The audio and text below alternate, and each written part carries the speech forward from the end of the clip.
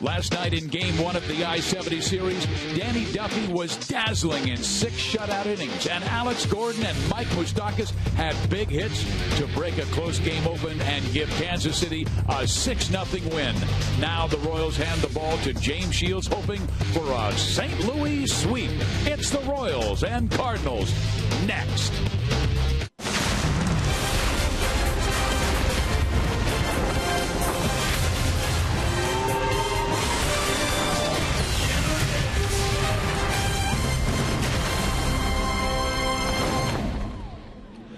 Royals baseball is presented by Academy Sports and Outdoors. From St. Louis, Missouri, it's the Battle of the Show Me State with the Kansas City Royals and the St. Louis Cardinals. Hi, everybody. Steve Physioc, Rex Hudler with you. Last night's victory surrounded great pitching and timely hitting. And about the pitching, Danny Duffy's command of his fastball was outstanding. He said anytime he fell behind with the breaking ball, he could get back in the count with the heater. Yeah, but it was the location of the heater that was so good. He was not missing up in the zone. Therefore, it kept his pitch count down. They weren't fouling balls off. He was using his defense. He pitched. That's the Danny Duffy we hope to see next. And how about the timely hitting? Dale Sweem's only been with us a week as the hitting instructor, but we saw some growth yesterday from Gordon and from Moustakas. It's starting to happen. You've got to be patient. You've got to hunt your pitch. And early in the season, it seemed like the hitters were swinging off the plate. They weren't swinging at their pitches, and they weren't able to barrel or have any success. Now, last night, see the ball up. Look what you can do. When it's elevated and you catch your pitch, get some backspin on it, you can get some instant runs. Now, Moose, watch this. Okay, low pitch was a low strike, but he wasn't hunting that pitch. He wants it up. So in the same at-bat, he stayed inside the ball and drove it nicely in big-time fashion. The team needed a lift, and they got it from Moose. That's the kind of approach they're going to continue to stay with, and they'll be successful. The Royals hope to have that same recipe tonight. Garcia will throw for St. Louis against the Royals' James Shields as the Royals look to sweep in St. Louis.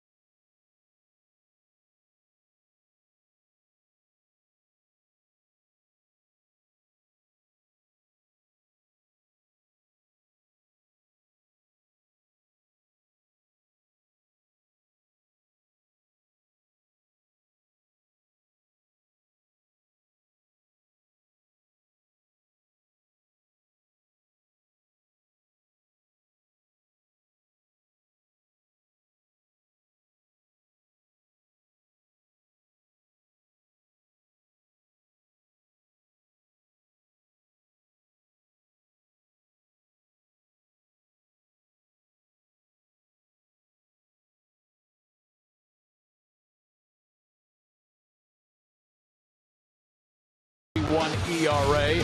But Rex Hudler, National League ballpark, which means he gets to swing the bat. Yeah, you know what? And by all observations, he doesn't look too shabby. He's got a decent approach. He learned that from Longoria, that stance, I'm telling you. But he's quick to the ball and wants to add on to that career batting average of 186. Hope it gets it done. He's looking for win number 7 tonight. He's 6-3 with a 3.36 ERA. Keep it down. Just use the defense, just like Duffy did last night. Great example from a young pitcher passing the baton to a veteran. Let's see what big game James can do. James Shields against Jaime Garcia on the hill tonight. Salvador Perez taking BP, and Joel Goldberg will talk 2 great Gold Glove catchers when we come back.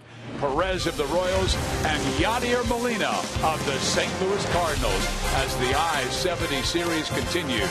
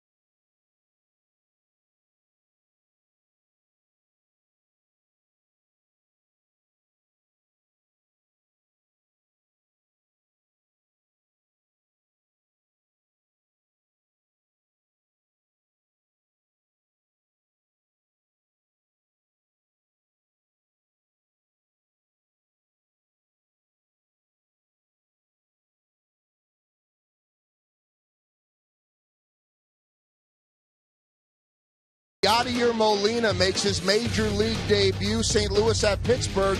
He went 2 for 4 in the game, playing catcher, and all these years later, a perennial Gold Glover. How about Salvador Perez? August 10th, 2011, he made his debut at 21 years old. Picked off 2 Tampa Bay Rays in that game. Had 5 putouts.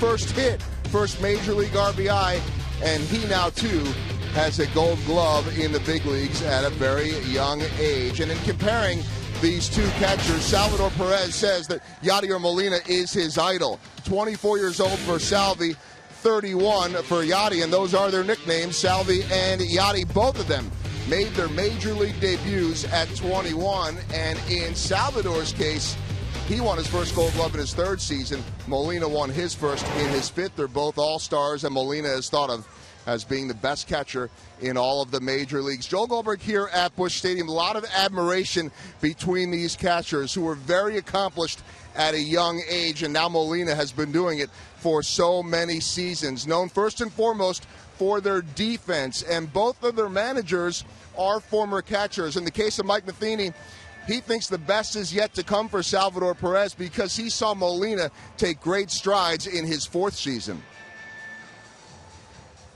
about that time when Yachty started to figure himself out and really kind of break the mold of trying to be either like his brothers or anybody else he's watched and be himself. And I think that's really when the freedom he had took off to be as good as he can be. But Salvador's a good hitter right out of the box. We knew he had a lot of power, throws the ball exceptionally well, and you can see that he's taken on some leadership characteristics behind the plate.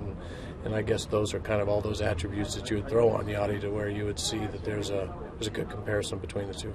You could tell that he had that type of ability where he could catch and throw and completely can handle a running game like Molina could when he first came up. Had leadership qualities in him. You could see it early. In the case of Yadier Molina, when he made his debut, he did so because Mike Matheny went on the disabled list. And Matheny said, I knew my career was not going to be in good shape after that. Both catchers set to take the field. Coming up next.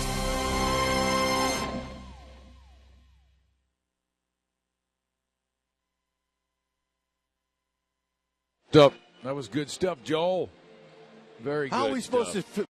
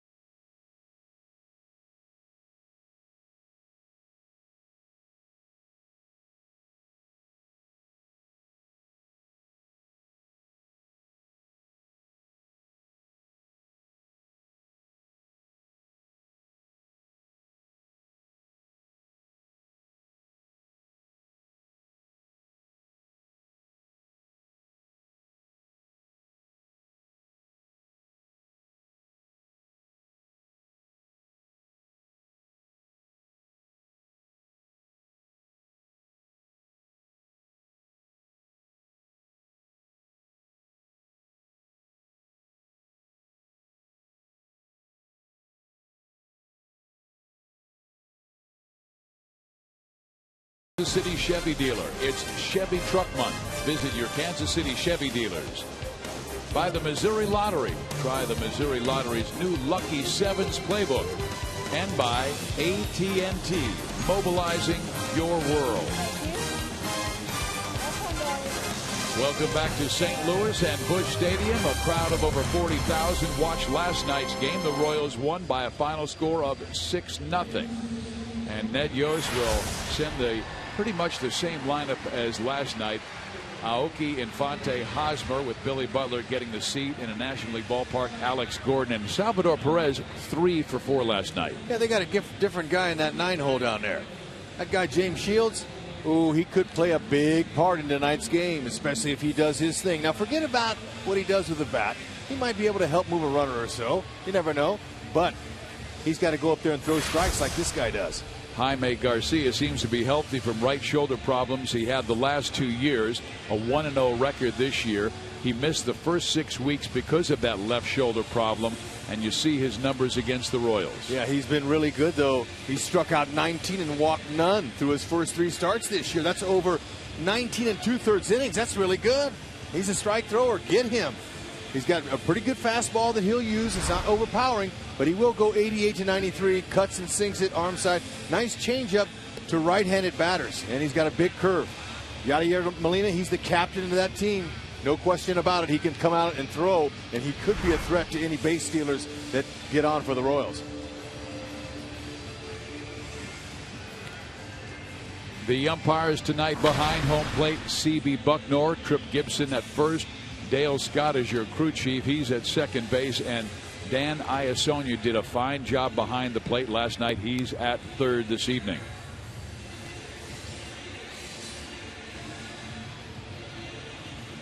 That strike zone will be key because immediately both Duffy and Shelby Miller realized that Iasonia was giving the low strike, and both pitchers really attacked down and away. CB's in his 16th year. He's been behind that plate a long time. He's got a pretty good idea. Typically, he's a little bit more of a strike caller. He's looking for strikes. We'll see how it goes. Here is Jaime Garcia, the veteran from Reynosa, Mexico. But when his family found out how good he was at baseball, they moved across the border into Mission, Texas, where he became a star there, and drafted by St. Louis in the 22nd round in 2005. The things that parents do for their kids. Way to go, Mom and Dad. This kid's a strike thrower. There's no question. He's coming at him. Nori Aoki has seen his average drop to 259. Just 4 hits in his last 32 at bats. That's covering the last 9 games. Lefties have hit Garcia at a 294 clip, just 1 homer. Righties only 200 with 3 homers. That tells me his changeup is really a special pitch against righties, and he's been leaving some balls up against lefties. And that pitch there is an important pitch to a lefty. Little warmer at first pitch tonight, Rex. It was right around 85, 80 degrees much of last night. 90 degrees tonight, and also we're starting at 6 o'clock. Will the shadows have any effect? What a question. Earlier starts can play havoc for hitters that have a hard time with the shadows off the hitting backdrop. The outfielders, especially in right, going to have a problem with the sun coming right at you on the line. It's a totally different time of game, and you don't get very long to see that pitch coming in. Everything counts. Moving away from it. Both teams agreed to the earlier start, wanting to get to Kansas City a little earlier because they'll have Wednesday evening, Thursday evening games in KC at the K. Vargas and Wainwright tomorrow night. Ventura and Waka on Thursday.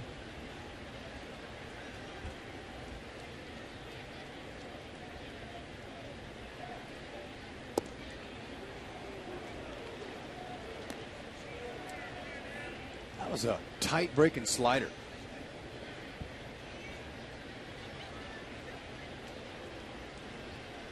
He's worked the count full, and then he wraps one to the third base side. Matt Carpenter has it and throws out Aoki.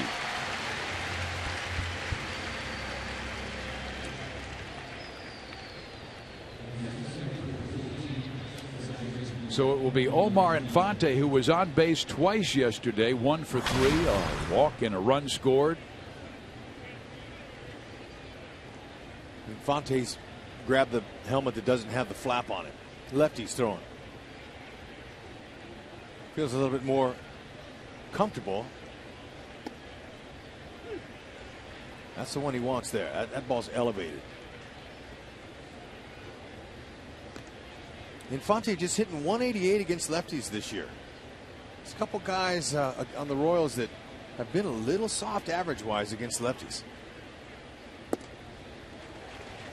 Another good off-speed pitch has him down 0-2. Yeah, Aoki has really the top average against left-handers, hitting .356, and he is a lefty. Hosmer's numbers down. Butler's numbers down. But that's over just 48 at-bats for Infante. He'll pick it up.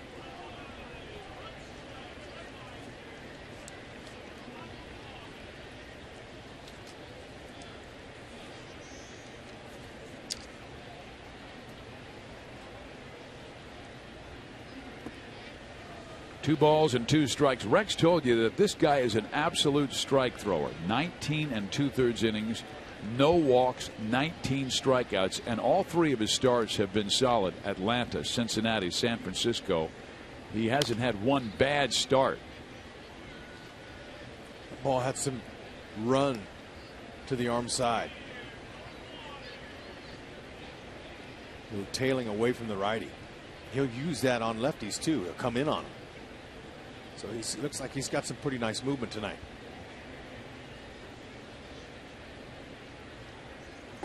Infante chases and strikes out.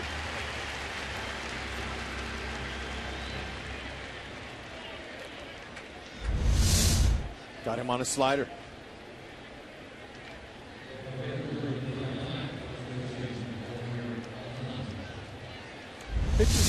Pitch there can be hard to lay off of, but first time through, hopefully you learn something for the next time. Now Eric Hosmer. Just 9 hits in his last 55 at bats. It just seems like he has been getting himself behind in counts. We're seeing a lot of 0-2 counts and then protecting the plate. His batting average has fallen to .266. 0 for 4 in game 1 last night, but still it did not affect his defense. He was terrific. And he is again down 0-2. He's just too aggressive. He's got to find some more plate discipline. 14 walks and 233 at bats. That's not enough walks. He's got to go up there and can't give in to these pitchers.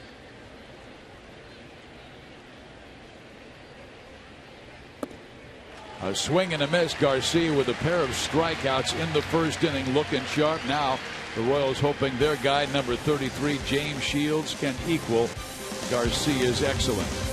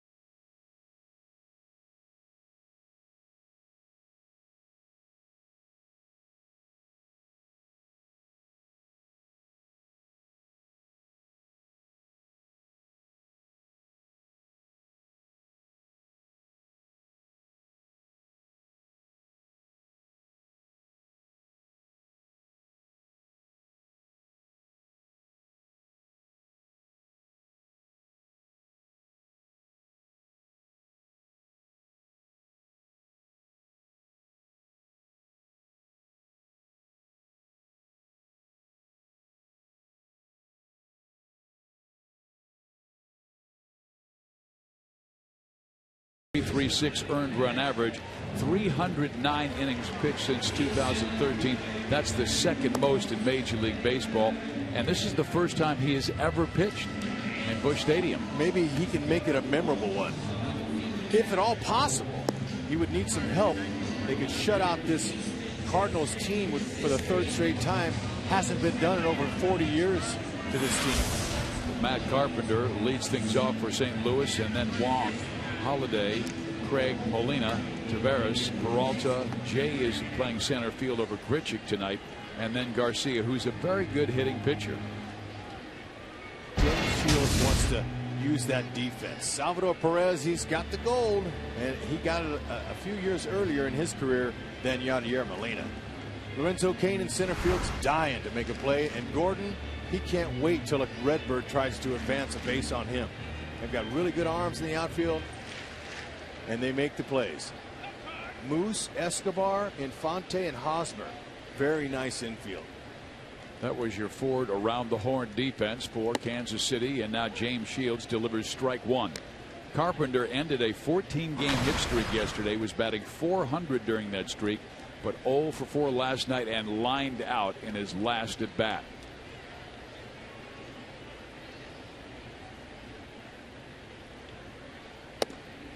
This is a guy who put a lot of time in the minor leagues, Rex, and nobody looked at him as an elite athletic talent. But boy, has he been really solid since they called him up the last 3 years. Oh, sure. You got him a nice contract because of it. Great hands. Play anywhere in the infield for you, and he's got a little pop. James Shields, good hard sinker, away to lefties, into righties. Slider, and his curveball kind of comes down and in too. He's got a great changeup that fades. He'll throw some four-seam fastballs up around the letters. He mixes them all up. Tremendous competitor and a road warrior.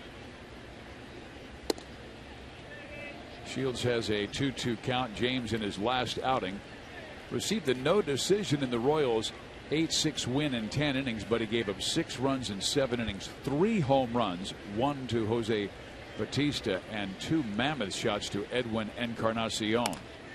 And that one's golfed to center field. That was a great location by Shields down around the shoe tops, and Carpenter knocks it into center field, starting a new streak.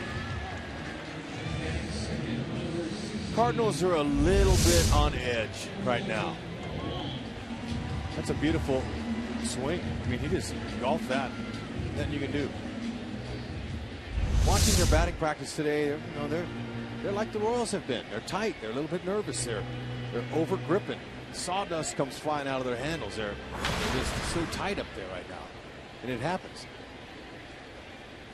Well, here is Kolten Wong. He was voted National League Rookie of the Month for May. 13 May contests, he hit .333, which was the highest among National League rookies with 40 or more plate appearances during the month. 22nd overall selection in the 2011 draft out of the University of Hawaii. They like it. He's an action player. Looking for a spark. He'll be tough to double. It's that one to Hosmer. Bobbles the baseball. Only play first base. And Shields drops it. The Royals so sure-handed last night in a 6-0 win. Both Hosmer and Shields bobble the baseball. And everybody's safe for St. Louis.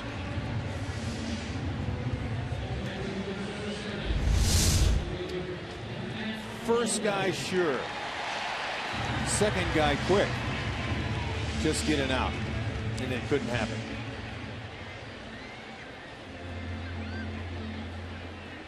That's not an easy play for James Shields, having to go to the base on the run, then pick up the ball and then try to catch it, stop your momentum and touch the base. That's a lot going on there. Too bad they couldn't get at least one out there.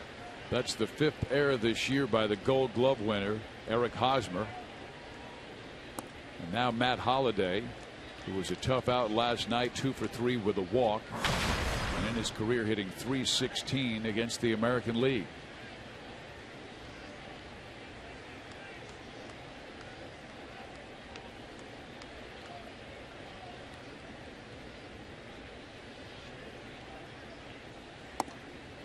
In there for a strike, 1 ball, 1 strike, and right now that sun, Rex, causing problems for anyone on the right side. Sure is. It wasn't even problems on that last ground ball to Haas, and he couldn't hold on to it. 6 double plays he's grounded into. Holliday to center field. CAIN comes on to make the catch, and Carpenter was halfway to third, so he had to retrace his steps, and there's 1 big out. So now you get the double play. Perfect time. Craig stepping in there. He's grounded into 8 double plays this year. That's amongst his team lead. And if James Shields can continue to stay down in that zone, he'll be okay. Well, the Cardinals have not scored in their last 19 innings. They've been shut out in back-to-back games. 8-0 to San Francisco on Sunday. 6-0 to the Royals last night. The first time the Cardinals have been shut out in back-to-back games by 6 or more runs since 1937, Hud, when they lost and were swept in a doubleheader by Cincinnati, shut out in both games. In there. Keep them down. They're looking for a big hit. Double play would hurt him early in the first. Craig, a good hitter. He hit .315 last year. down at 248 this year, but a good solid May with 19 RBIs, and Shields quickly has him down 0-2. Aces on his staff, they really buckle down when a runner gets in scoring position.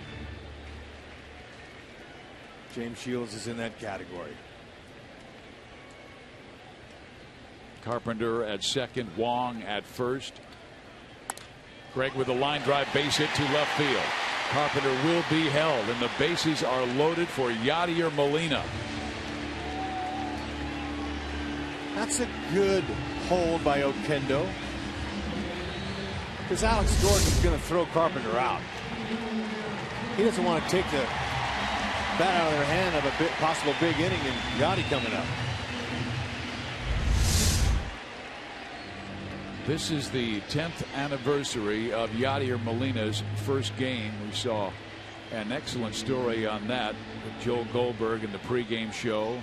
We had interviews with Mike Matheny, with Ned Yost, talking about both catchers. But most importantly, the development of Molina early in his career and the leadership that just evolved. 0-1. Molina is 2 for 2 with 1 homer off of James Shields in his career. Just like his brothers may have low batting averages, but they were always good with runners in scoring position, particularly bases loaded.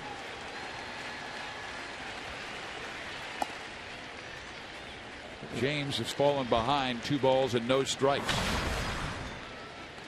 3 slams.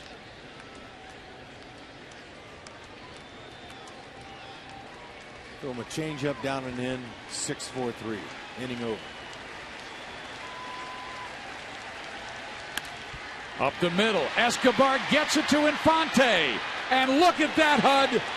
You are the magician, the predictor. No, it's all about pitch location and execution. Escobar. You called it, though. He's got plenty of range. My hat's off to you. 6-4-3. And it was a dandy. Keep him down. Rats.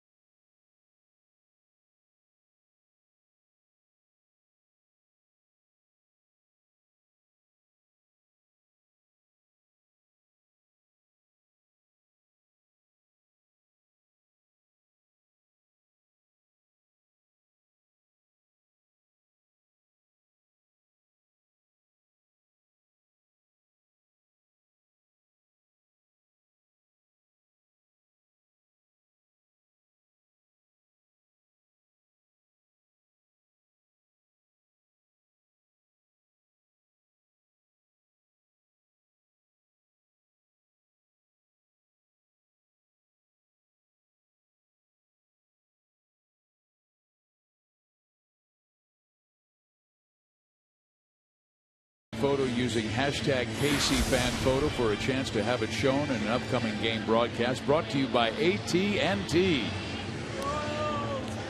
We've seen a lot of blue in the stands today. A lot of fans coming over on I-70. Talked to a couple today from Columbia who are Royals fans. And here is Alex Gordon, one of the stars of last night's 6-0 victory, as he launched a home run over the Cardinals bullpen, 419 feet, and it broke a 0-0 score. How about that? Darling look.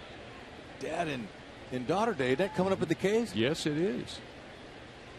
believe it's this Sunday against the Yankees. Yeah, it's a little bit early, but we'll take it. It's always a good thing to see. Gordo has hit in 10 of his last 11, batting .325. He's up that average to .277, leads the team in RBIs with 30.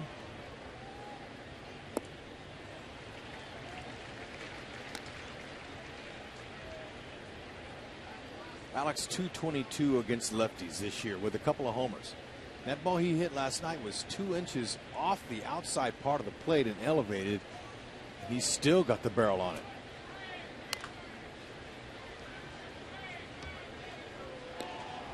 Garcia just throwing strike after strike, locating it perfectly. A lot of movement on his pitches.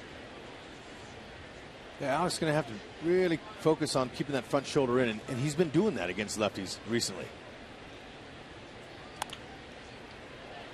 Just past the pitchers and to the second baseman, Kolten Wong, who flips underhanded to the first baseman, Craig, for out number 1.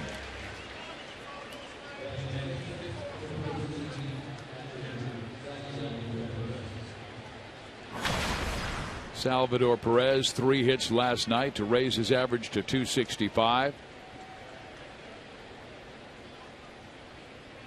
He said he really admires Yadier Molina, and that is his hero.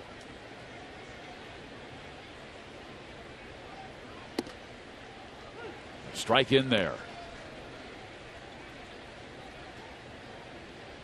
Looking at Wong's two-seam movement away from righties. You might want to think about the opposite field with him. Look for something out over and go that way. That's one of Salvi's strengths that we really haven't seen him get locked into the opposite field yet this year.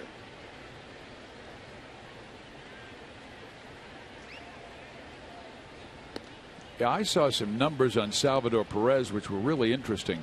7 of his first 15 home runs that he hit, Hud, were to right center or center field, but his last 17 have all been pulled to the left side.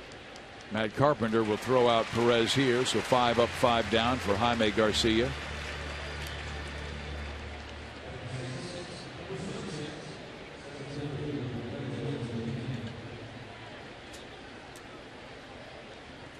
Well, after St. Louis, New York is coming to town in just 3 days. You can enjoy a weekend series against the Yanks and witness shortstop Derek Jeter play his final series in Kansas City before his retirement.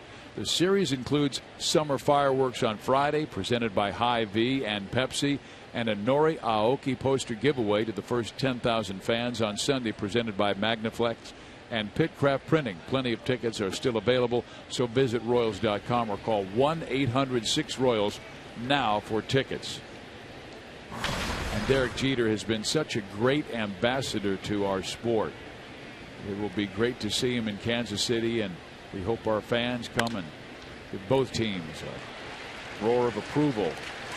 Lorenzo Cain makes it 3 up, 3 down for Garcia. Bottom of the second we go.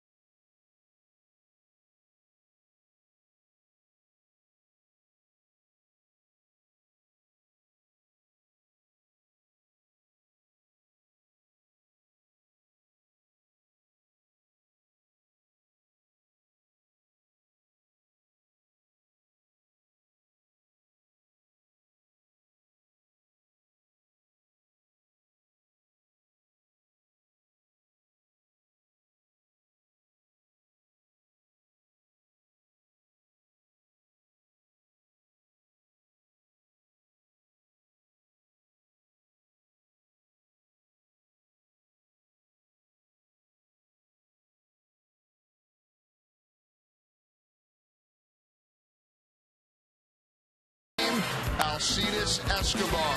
Last night, nifty little double play late in that contest, and hey, ends things with that in the ninth, and then how about starting in the first inning tonight and a crucial two-run saving, inning-ending double play frustrates Yadier Molina and the struggling Cardinals.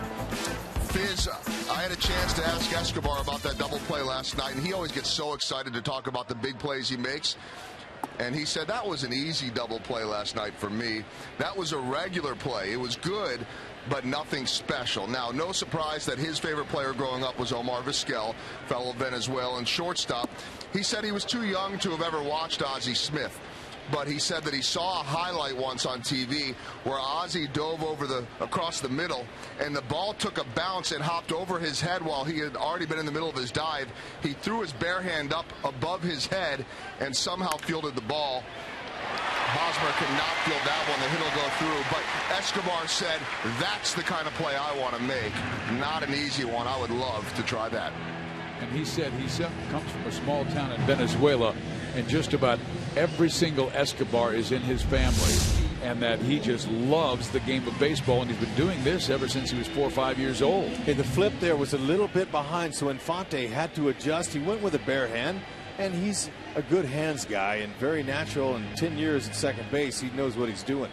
Throws a strike to Haas. Off balance. Very nice. St. Louis, meantime, has 3 hits already. But one of the things that Escobar says is that not only do I have confidence in Infante, but he told me I just feel like I've got to get the ball and just get it as quickly to Hosmer because he's 6'4". He grabs my high throws. He digs my other throws out in the dirt. James Shields picked off 2 in his last start. He's got a nice move. Quick feet. Taveras, the young player out of the Dominican Republic. He's at first base, just picked up his 3rd major league hit. And here's Johnny Peralta. Now, he has hit Shields very, very well, but Johnny has been going through some rough times of late. Had a hot start in April. He's really cooled off in mid to late May. And now June. He bangs this one to left field, the right-handed Alex Gordon.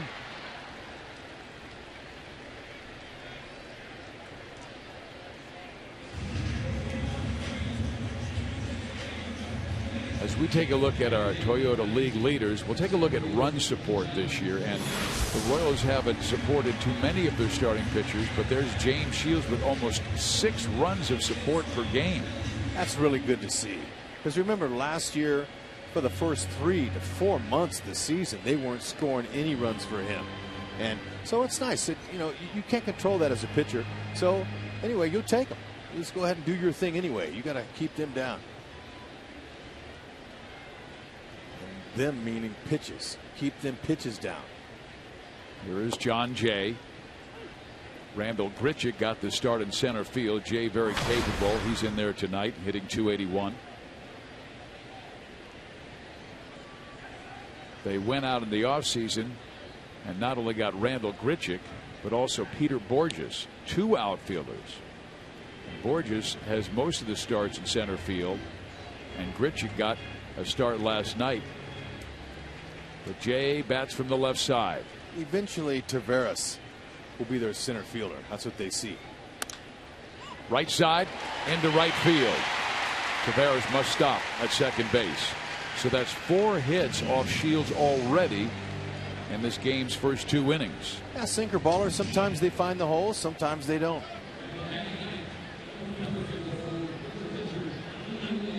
You take your chances with that infield, and they can bail you out by turning 2.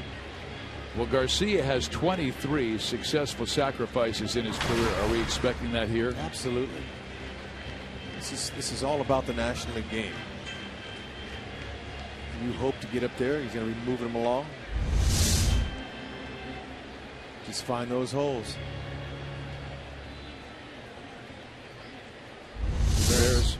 Taveras had to hold up there. I don't think he would have went to third anyway.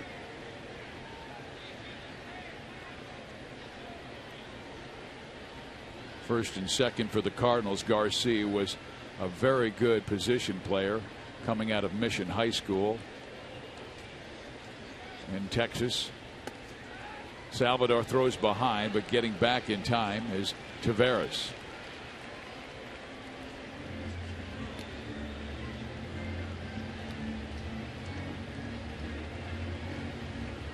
Like Garcia's approach, he's way up in the front of the batter's box. His front foot is on the line. The plate is right here, so he's going to go out there and try to get that ball down. It's good style.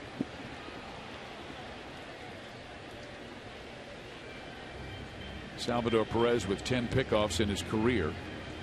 And James Shields remembers well his very first start. In his first game, Salvador picked off 2 Tampa Bay Rays, and Shields was watching from the dugout saying, man, this kid's impressive. He's into every single pitch. And now he gets to throw to him.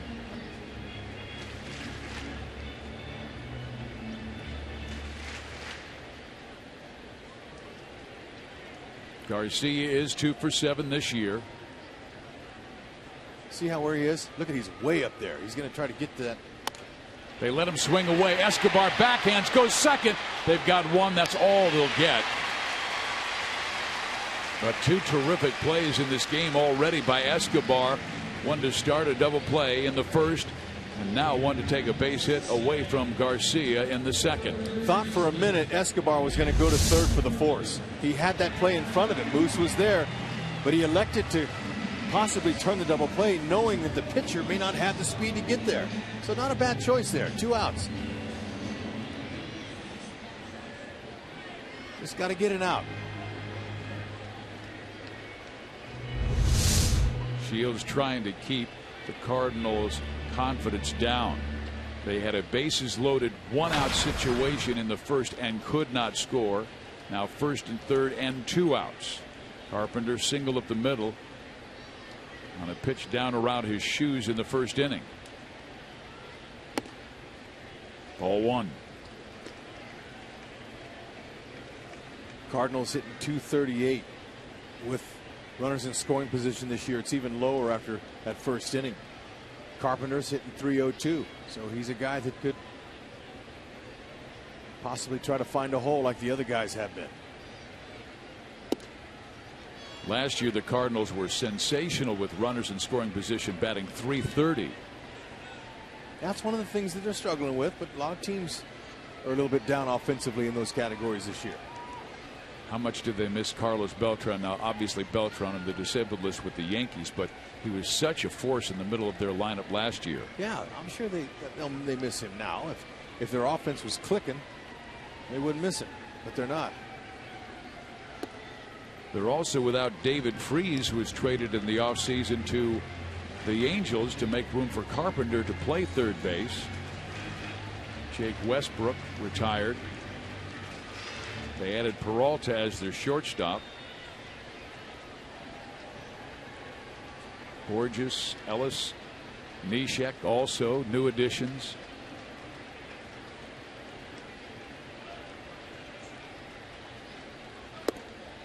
Barely outside. 3 balls and 1 strike.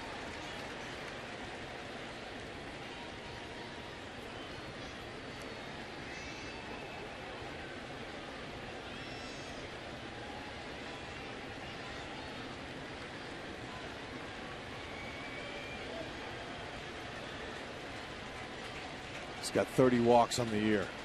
Only Holliday with 31 has more on their team. Now they are tied. As for the second straight inning, Shields will face a bases loaded situation. That was only the 16th walk this year, but right now James is really fighting his command. And he has left several pitches out over the plate, and they have knocked him for 4 hits in the game's first 2 innings, in with a walk and an error. He's feeling a pressured Redbirds lineup. They're desperate for runs, and they're really pressing the pedal down. Now the rookie Kolten Wong goes after the first pitch and fouls it off, strike 1. Wong reached on the error by Eric Hosmer in the first inning.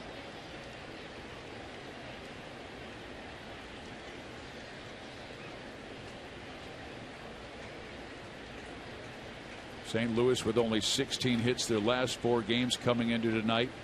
6 runs in those 4 games. Wong hits it pretty well, right field. Aoki back, and that ball is gone. It's a grand slam.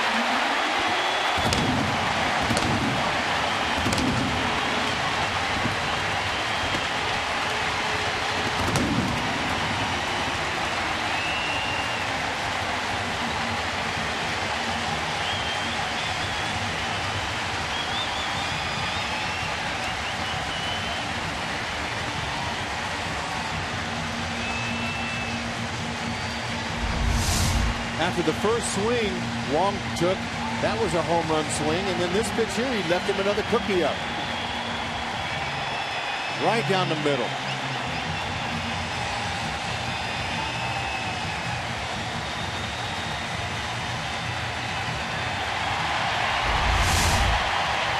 A curtain call for Kolten Wong here at Busch Stadium. What a way to open and end their scoring drop. James Shields has now allowed 6 home runs in his last 2.5 starts.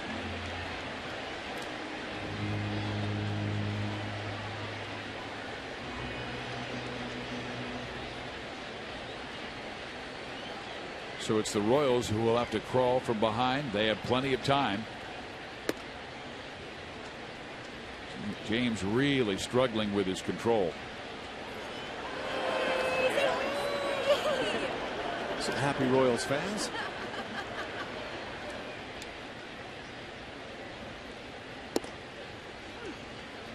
One ball, one strike.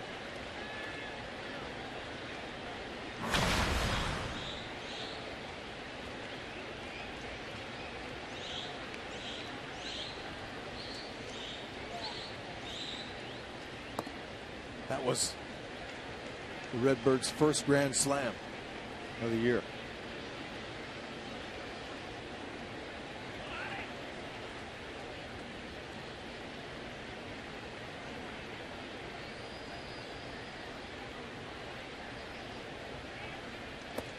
Rex, I remember a game where James was rocky early last year. We were in Philadelphia, gave up 4 runs in the first inning, and after that, nothing. He was outstanding after that, and the Royals rallied to win the game. He's got to keep the club in the game. Yeah, just keep him in the game, execute his pitches, but he's having a hard time, obviously. Sure is, and that's his second walk in this inning. Now, the offense in his outing against Toronto, they picked him up. Maybe they'll do it again today. He gave up 3 home runs in that game, and the Royals rallied to win it 8-6 in 10 innings. But Dave Island has to be a little concerned. He was able to wiggle out of a bases loaded jam in the first, but not in the second, as the rookie Wong hit a grand slam. And now Shields has thrown 40 pitches and not yet 2 innings. Even though his last 2 starts, he's given up that 6.92 ERA. The team has won 7 of his last 8 starts he's made, so they win behind him. It's going to make it a little more difficult tonight. Alan Craig lined to single to left field his first time up.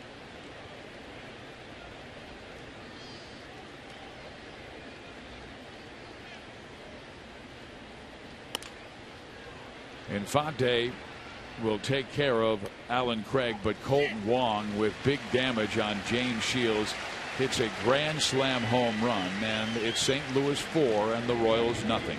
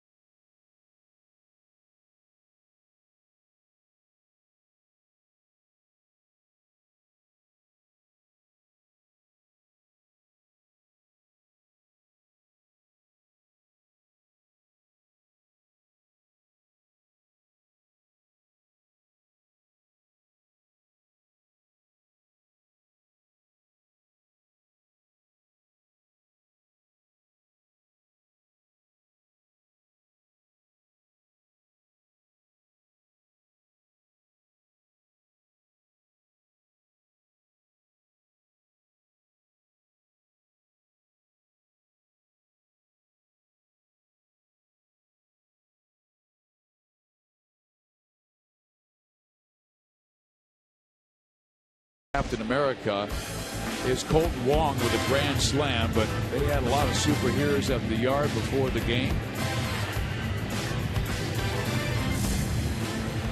Our Sprint family question of the day: which National League stadium has the best atmosphere? AT&T Park in San Francisco, Busch Stadium here in St. Louis, PNC and Pittsburgh, or Wrigley Field in Chicago?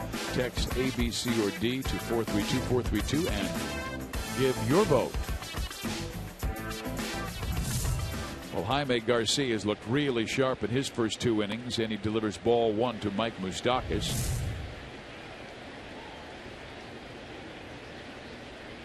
Where are you going, Hud? There's some good yards there. I've been to all of them. Yep. I like them all. You played in all of them. Well, you didn't play in Pittsburgh. Yeah, I'm old, Fizz. Look, these are some of these new ballparks, but they're still beautiful. AT&T Park in San Francisco is up there with one of my favorites. But you know, Wrigley's nice.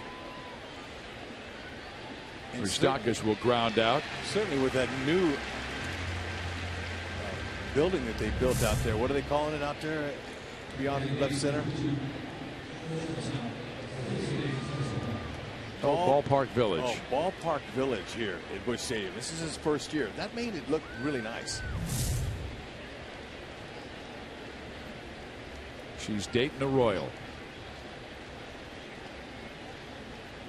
Cardinals Nation has seen a lot of success. I mean, they've been to 19 World Series and won 11 titles, second to the Yankees 27. PNC Park in Pittsburgh has all those bridges out there you can see the city. So if you folks haven't had a chance to get to any of those newer National League parks, you might want to put that on your list. Well, Baseball America called St. Louis Baseball City, USA the best baseball town in North America. Metro St. Louis is only 2.6 million, but the Cards draw 3 million almost every single year.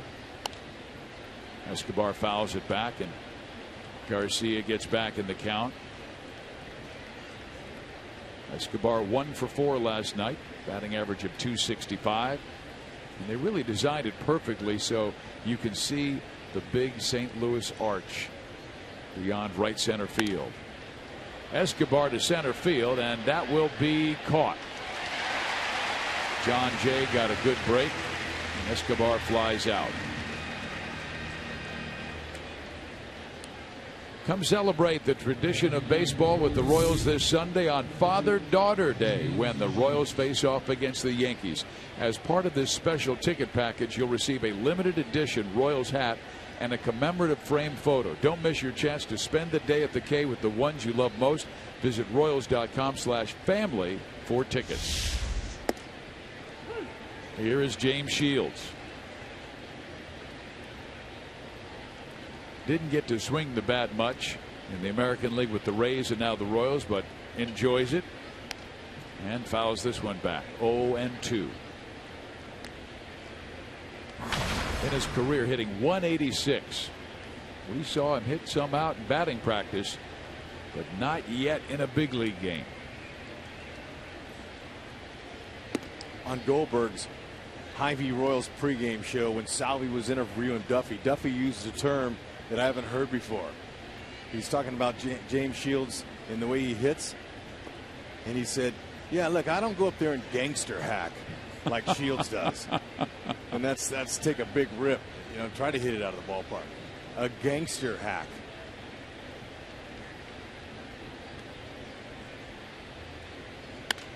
James with a base hit to right field. So the first hit of the night comes from the Royals pitcher. And that was not a gangster hack. Duffy liked it. Or as Salvador Perez would call him, Danny Doofy. It's beautiful. You missed that. You need to go back and watch that. Salvi interviewed Duffy. That pitch is up and away. That's all you can do with it. He stayed with it nicely. Beautiful swing.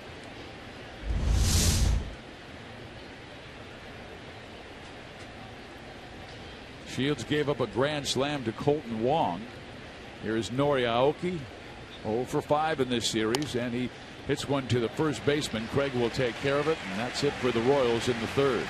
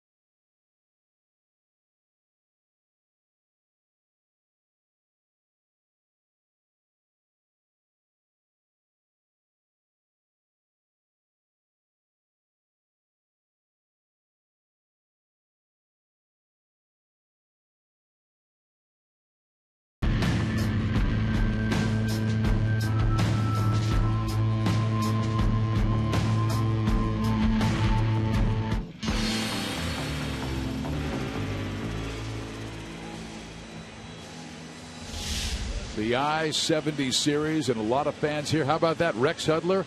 Our yearning aspiration is for Ryan Lefebvre to send you down to meet us. Forever supporting the Kings of the Central. Young men, those are beautiful signs.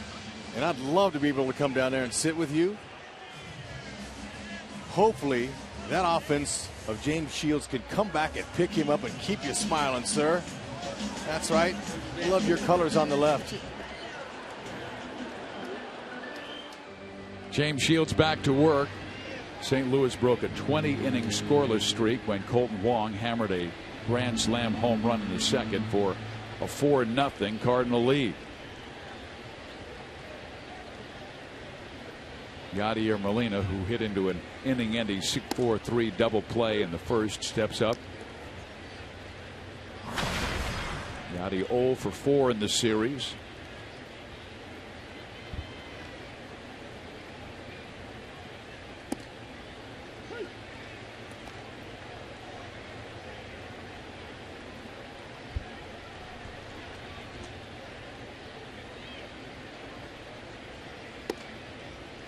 A little bit high and outside, and a 1-2 count to Molina. Now Shields has won 13 of his last 14 road decisions with a 2.31 ERA. Has really struggled with his command in this one, and when he has found the strike zone, it has usually been a very hittable pitch. He's given up 5 hits already, 4 singles and the home run. Lifted to right, Aoki. 1 out. Just a reminder as you enjoy a cold one to look forward to Miller Time. Today's game brought to you by Miller Lite.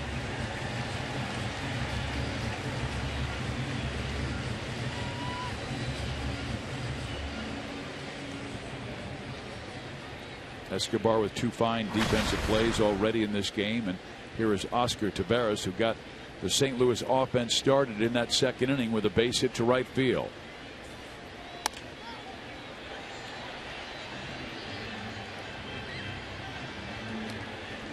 They really love this kid's future.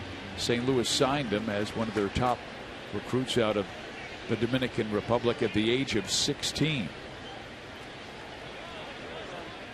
2 years ago, he was their minor league player of the year. Last year, injured, and that ball is a throw that's rather high and safe at first base is Oscar Taveras. So the Royals not defending well in the first 3 innings. That's the second error of the game. 1 on Hosmer, 1 on Moustakas. Yeah, Moose, he just overthrew it. Had plenty of time. Yost is coming out to visit because I think he thought that Hosmer came down with his foot in the bag or touched the back of Taveras as he ran by, but I think Oscar's foot, Rex, was on the bag, and they're going to check it.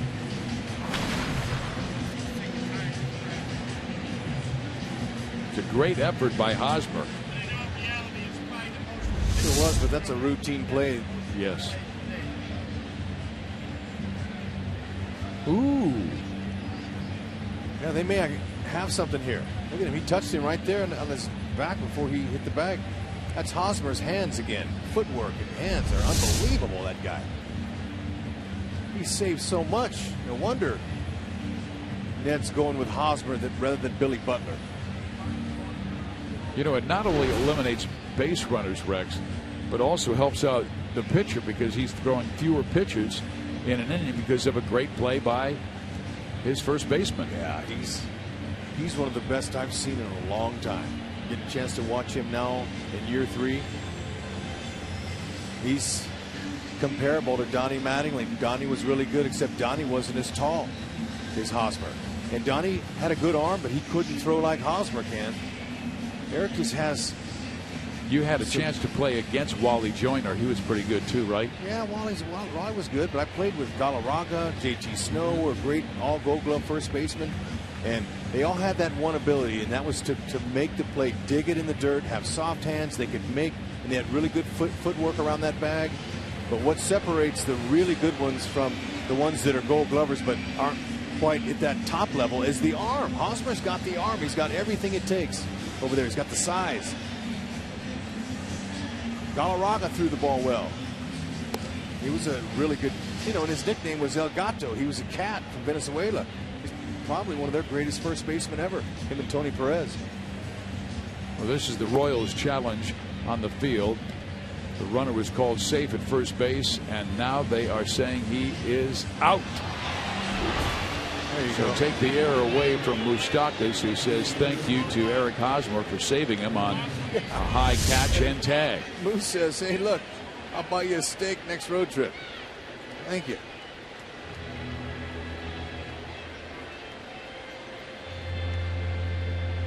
The call has been officially overturned. And Johnny Peralta will come up now with 2 out and nobody on. He lined out to left first time up and takes ball 1. It took 2 minutes and 5 seconds from the time of the challenge.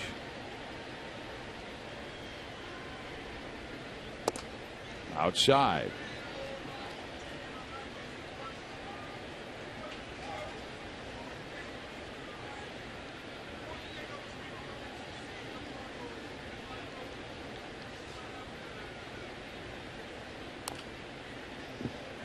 And then James did not come with the fastball. He is so unpredictable, and he went a little off speed there at 85 miles an hour. Trying to go 1-2-3 for the first time in this game with the Cardinals. Loaded the bases in the first but did not score. Unloaded them in the second inning with a grand slam, and there is a shot to the alley, and Peralta is on with a 2-base hit.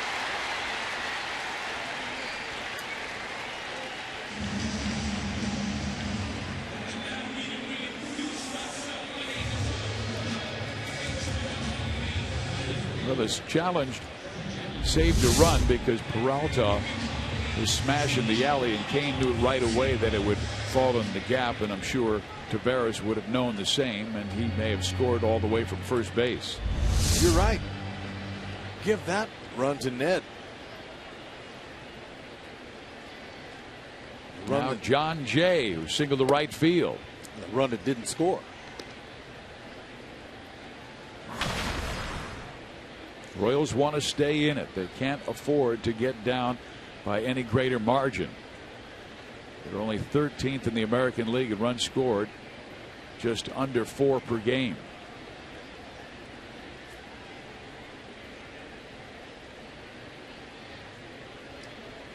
St. Louis 4 runs on 6 hits.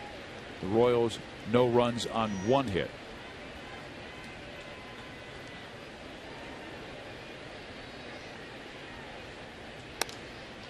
Foul, but well struck.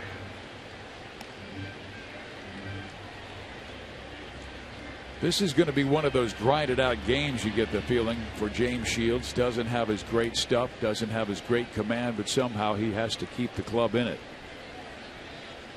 I was talking with Danny Duffy, last night's winning pitcher, and he said that's one of the things he admires most about James. Just his Warriors mentality on that mound. His ability to channel anger in a positive way.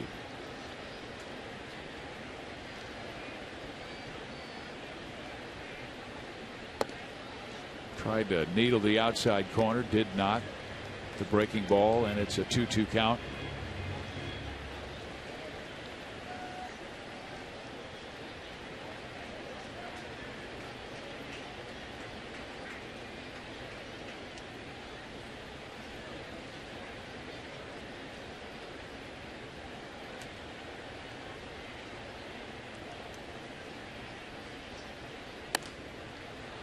Again, Jay going to the opposite field and fouling it off.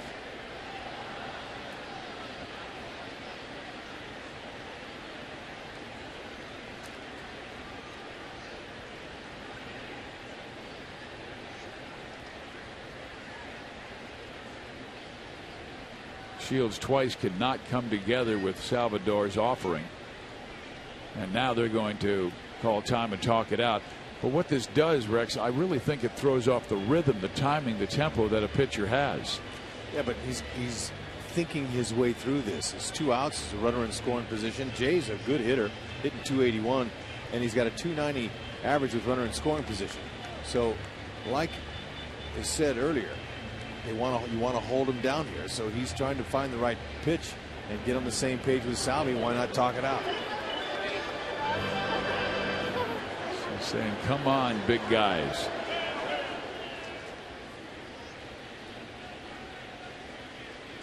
The 2-2 pitch is swung on and missed. He struck him out. The first in the game for James Shields, and the Royals hoping to ignite their offense, and perhaps the guy who started it last night, Alex Gordon, their left fielder, who went deep.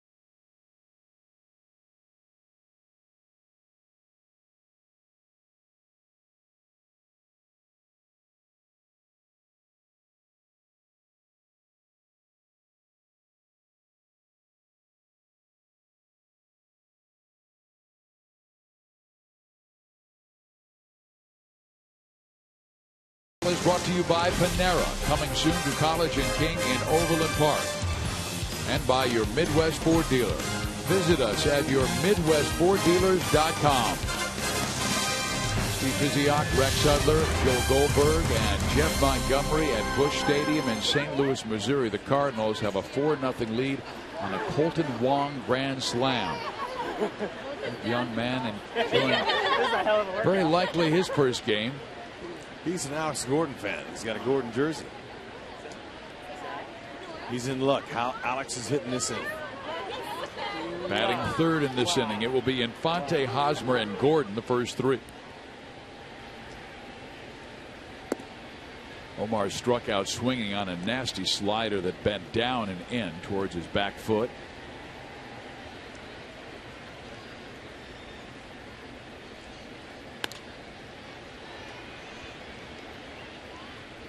Playable for John Jay, and there's one out. Fans, here's your chance to sit beside your canine friend while taking in a day of Royals baseball. Bark at the Park is on Sunday, June 22nd versus Seattle. For just $35, you get a ticket for both you and your dog, a Royals dog bandana, and a donation is made to Wayside Waste Animal Shelter. In order to attend, you must register beforehand. Go to Royals.com/bark and bring your dog out to the K. I've been told by a lot of fans who have been at that event in the past that their canines actually enjoy the game. They watch the game.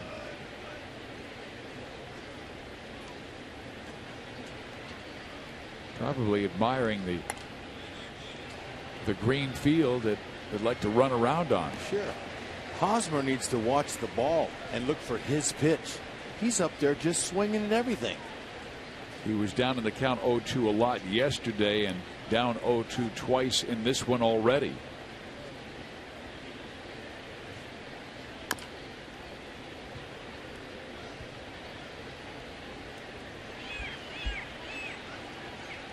so eager to get going. He had a great road trip a couple of weeks ago where he batted .452 on that road trip, and then has been extremely quiet ever since. Just 9 hits in his last 56 at bats.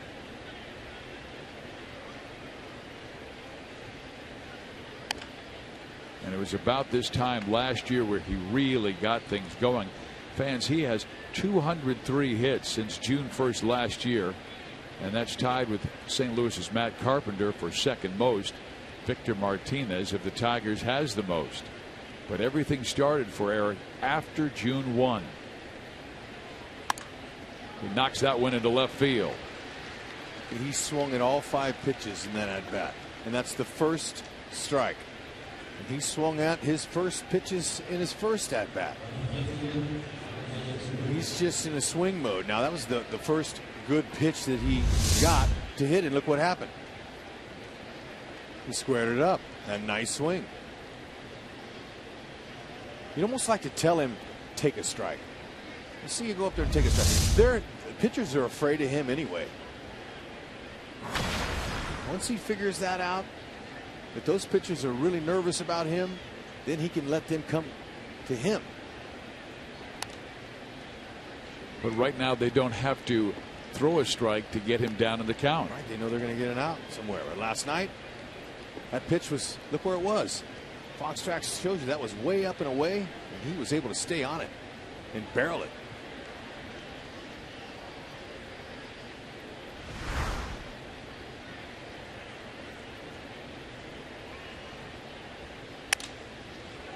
A blooper towards left. That will drop. Hosmer stops at second base. Well, the Royals know they're going to get pitchers to swing at. Garcia has not walked a man this year in 22+ innings. That's one of the reasons I'm sure Hosmer has been so aggressive tonight. And Gordon, too. He recognized the pitch up, and he put it in play. A ball down low, you're going to hit it on the ground, and it's an out. But he was able to fight that off. So pitches that are elevated are the ones to hack at. Salvador Perez has hit into a lot of double plays this year. What should his theme be here? Stay inside the ball. Shoot the ball to right field. That'll keep you from rolling over. You got to think right field. React in, but look the other way. To third. This is trouble. A 5-4-3 double play ends the inning.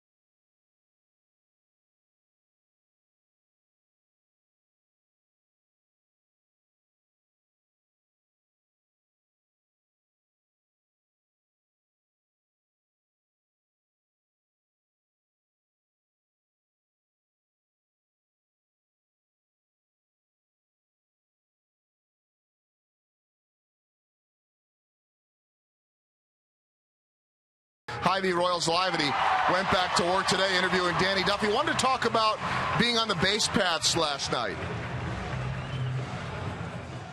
Well, you don't steal the base.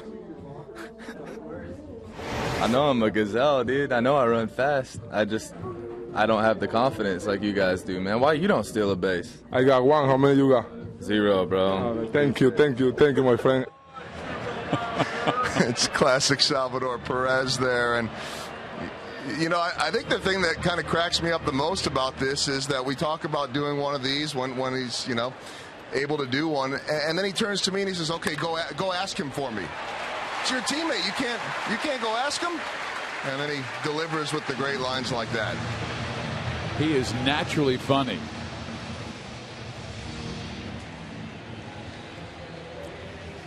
Well, Jaime Garcia is on for the second time. Reached on a fielder's choice back in the second inning before Kolten Wong went deep on the grand slam. And now Garcia gets his third hit of the year.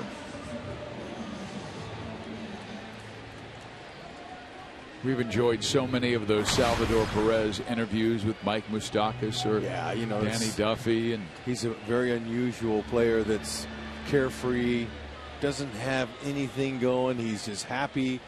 He gets it. He understands. He doesn't take himself too seriously. And he likes to have fun. He's a natural entertainer, Joe, kind of like you. No, not like me at all. But I will say this, that his teammates, you could see the look on Duffy's face there.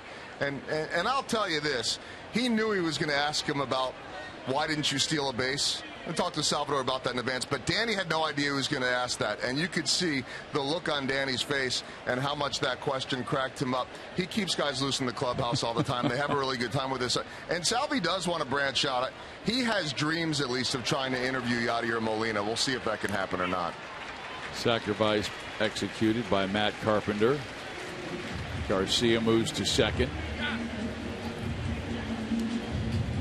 He'll give everybody the needle. Earlier today, he was giving Pedro Grifol the needle. Pedro wanted to work with him out in the bullpen. Salvador said, I'll be right there. And then they had this hilarious exchange, and then they went out together to work on blocking balls in the dirt. Joe, you also interviewed Mike Matheny, and I liked what Matheny said about Salvi. He's showing leadership skills, and that's the important thing that he brings. Well, you know, Ned Yost said it early on, and Mike Matheny now has had the glimpse the last few years of Salvador Perez, having seen a young Yadier Molina, and, you know, they all say the same thing, that they're very similar comparisons there, and he really felt, Matheny felt, that Molina took off and really came into his own, learning some new things in the leadership and, you know, calling games behind the plate in his fourth year, so he really thinks a lot of good things to come for Salvador Perez. And, you know, in the case of Yadier Molina, it's the 10-year anniversary of his major league debut. Someone today asked Matheny, do you remember that? And he goes, do I remember it? Yeah, I remember it. I went on the DL. That's what brought Molina up, and I thought at that point, if Molina ends up doing what he's capable of doing, it may not be good for my career. And Mike now his manager. Shields dots the outside corner with the fastball. But the fact that he keeps the clubhouse loose, Salvador, is a good thing. But the leadership skills that he has out there on that field, commanding the pitchers, the defense, setting all that, the fact that he has a great retention of the game plan. Escobar makes the catch at short, lobs to Infante. They get the double play, and that will do it for the Cardinals in the fourth inning. Matheny and St. Louis with a 4-0 edge on KC.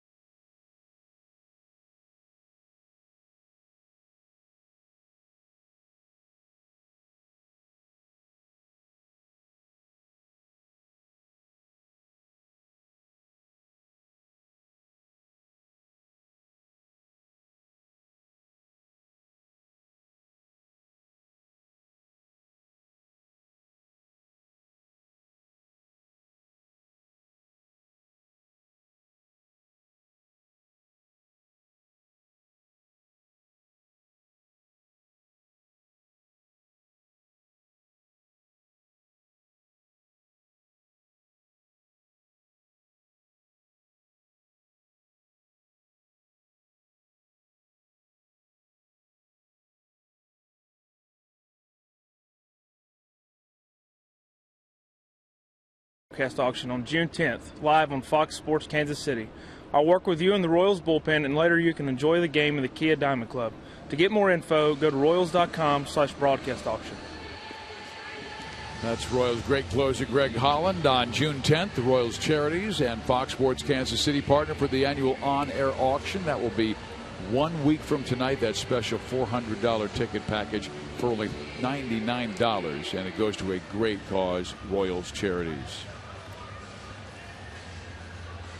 We come to you from St. Louis, Missouri. Game 2 of the I-70 series. Royals won last night 6-0. Duffy with 6 shutout innings. Gordon, Moose, Perez with the big hits.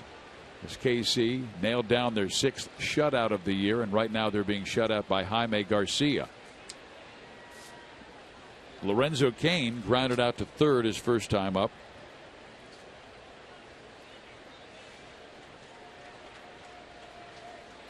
Royals had their best opportunity in the 4th, 2 on, 1 out, but Salvador hit into an inning-ending 5-4-3 double play.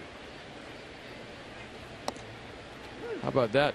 Pitcher with dirt on the seat of his pants. We don't see that very often in the American League. It's a beautiful thing to get dirty with big league dirt. Cain did not like the call. Well, Yachty brought the pitch down. Where it crossed the plate was an inside strike. Tried to go right back there. And it's 1 ball and 1 strike.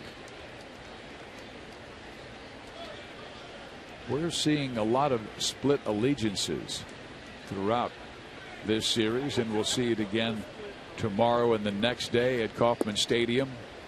Tomorrow, Vargas goes against one of the best in the National League, Adam Wainwright. And Thursday, Ventura, the rookie, against Michael Wacha, now in his 2nd year.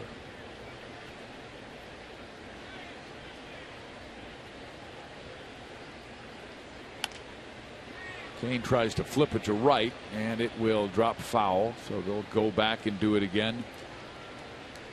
Fans, vote for the Royals Player of the Month at rallyhouse.com/Royals, and you will be entered to win a majestic prize pack from Rally House. Royals trying to rally in this one after going down 4-0 on Colton Wong's first career grand slam. Came in the 2nd.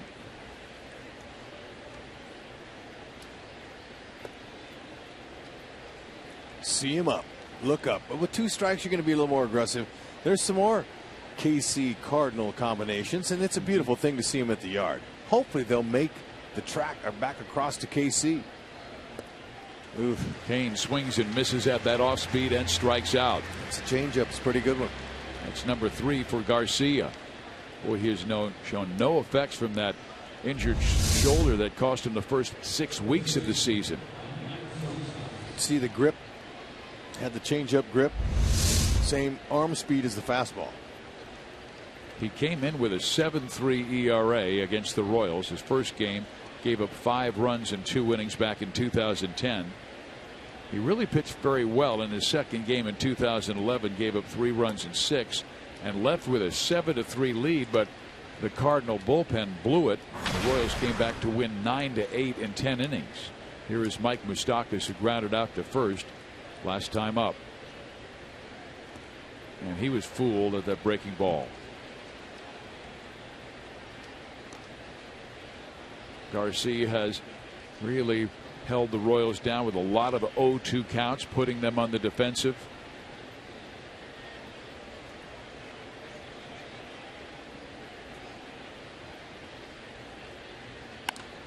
And now Moose goes gap right center field. It gets all the way to the Bank of America sign, and he'll stop at second base. Second double in as many nights. There you go, Moose. 9th double. He looked up, he got his pitch that was elevated, and he stayed in the middle of the park. Good short swing again on an off-speed pitch at 83. Last night's pitch was a changeup, and tonight he gets that nice double. Stayed with it. Just his 2nd hit off a lefty this year. Makes him 2 for 17. 3 of the Royals' 4 hits in this game have come with 2 strikes on them. Now Escobar. Royals really need to get the run, give them some momentum, believing they can come back in this game. Royals do have 12 come from behind victories this season. Their opponents have 13.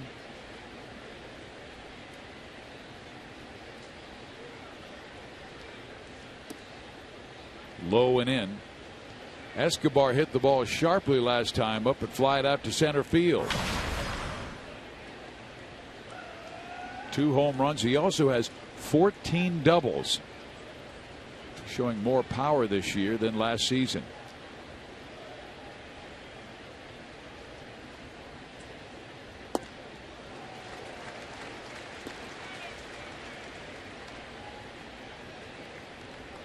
Escobar was looking for the fastball, and Garcia said, no, we'll go with the changeup.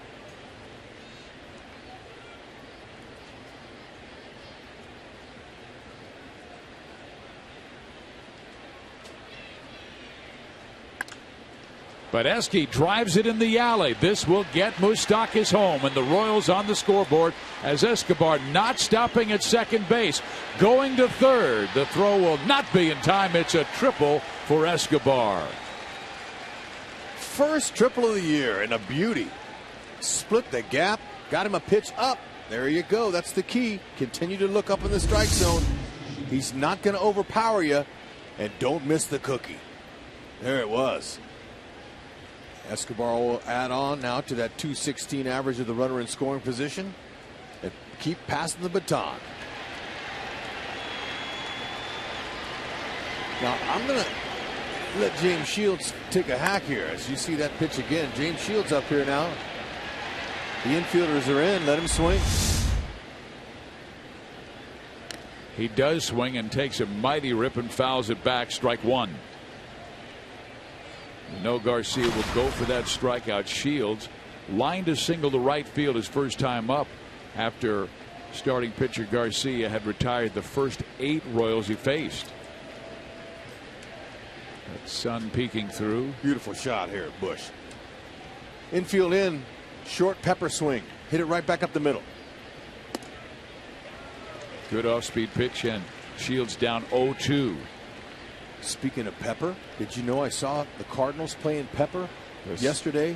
Saw you notice that during batting practice. I couldn't believe it's the first pepper game I've seen. Old school in the new generation of baseball here. Molina with a great block.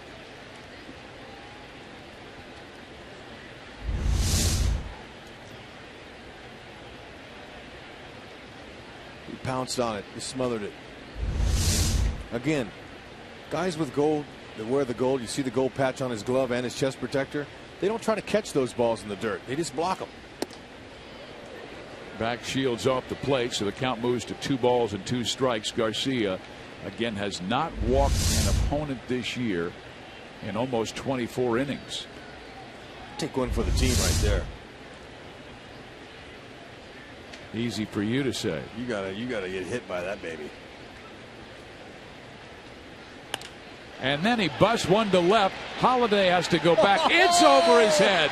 Escobar scores. Shields has some bragging rights to his fellow pitchers with a double and an RBI.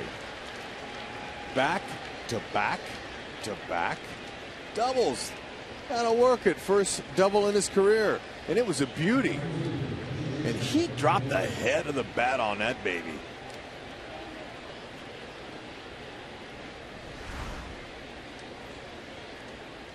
It was a little breaking ball that hung out there, and he stayed on it.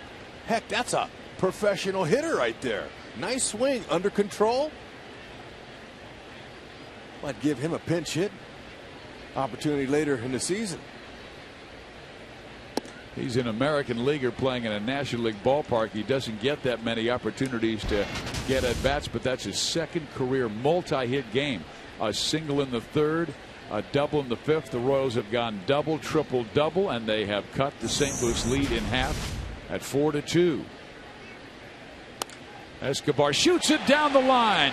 Shields comes roaring to around third. Holliday with the throw home. It's not in time, and Aoki goes to second base.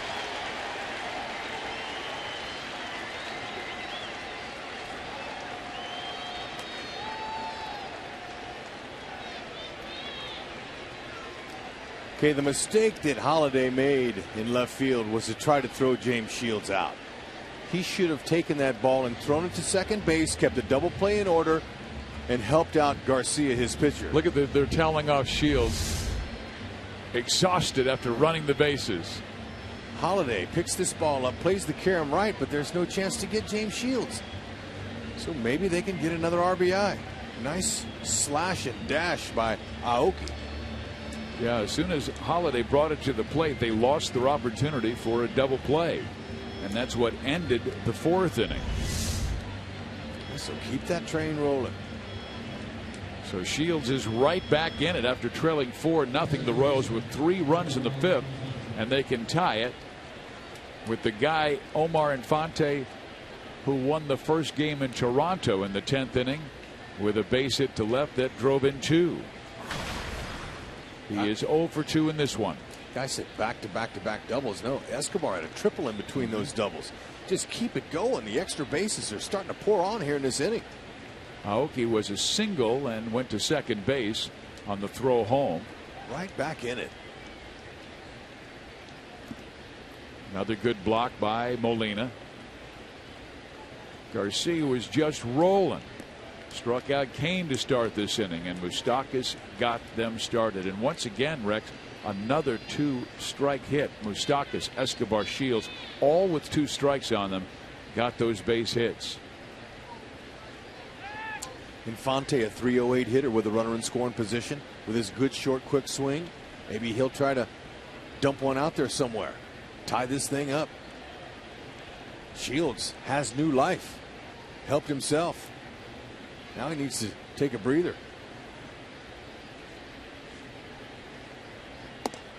So both pitchers now have some Busch Stadium dirt on their seat. It's a beautiful thing. They're both dirty. They're in the game. And Rex, what do you see the Royals offense doing adjusting to Garcia? They're waiting for the pitch that's up. It's that simple. They're earlier in the game, Garcia was keeping his pitches down like that, and they were swinging at him. So they're waiting. Hosmer, he hasn't taken a pitch all night in 2 at-bats. So they're waiting for their pitch now, and it's happening, and it seems to happen in 1 inning sometimes for some reason in baseball. You can't explain it, but it's contagious. Guys get confidence going. A strike to Omar, and it's a 3-1 count. Wait him out.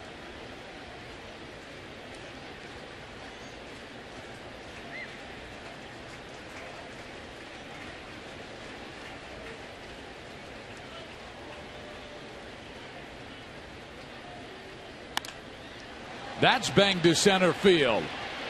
Jay will make the catch. Aoki tags at second, moves to third, but 2 outs now. And they are getting some solid, sweet part of that bat on the baseball here in inning number 5 against Garcia. They're just not missing it.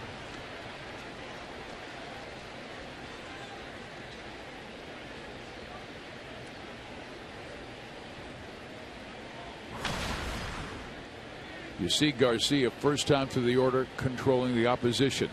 154 second time through, but now it's the 3rd time through the order, and Eric Hosmer has seen him twice and has struck out and singled with 2 strikes on him.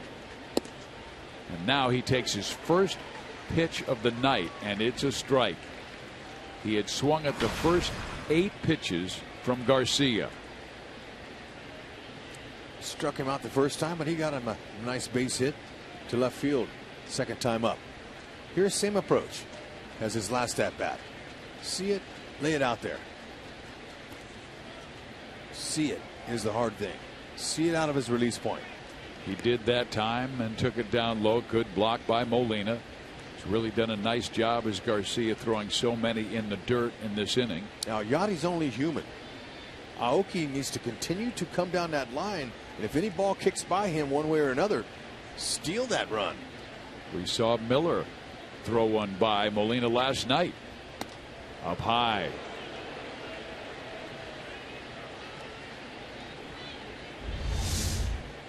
Coming inside like that typically sets up for the next pitch, that breaking ball away.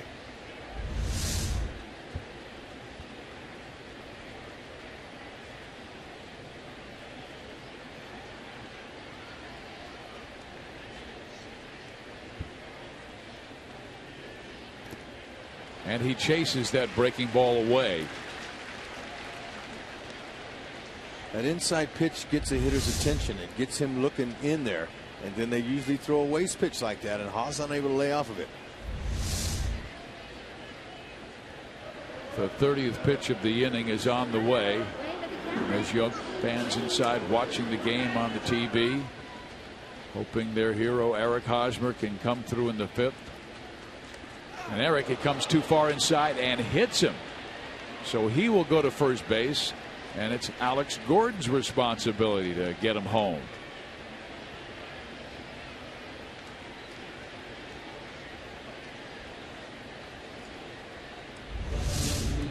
Tried to go up in there again. Caught Hosmer on the forearm. Left forearm. Not a bad spot to get hit. There's a lot of meat there.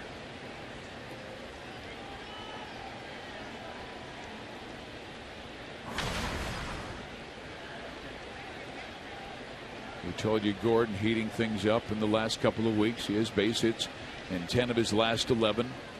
Make it 11 of his last 12 with a single last time up. A jam shot to left field. And he waves at the first pitch breaking ball from Garcia, strike one. But with 2 outs and runners in scoring position, Gordon has been a force this year. .368, a couple of home runs. His home run got the Royals offense started in the 6th inning last night. In the 7th inning, I beg your pardon. It was a 0-0 game going to the 7th. Check swing low. Garcia knows that he's been leaving some pitches up, so he's forcefully trying to get that ball on the outer half and down. Alex 8 for his last 13 with runners in scoring position, so he's been clutch lately. He's been the bus driver. Here is the 82nd pitch of the ball game by Garcia. Another breaking ball swung on and missed, and Alex down 1-2.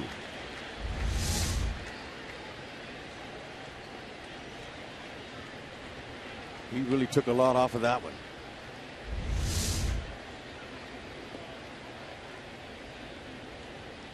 Aoki at third. Hosmer first and Gordon at the plate. Royals have scored 3 times in the 5th to close within 1.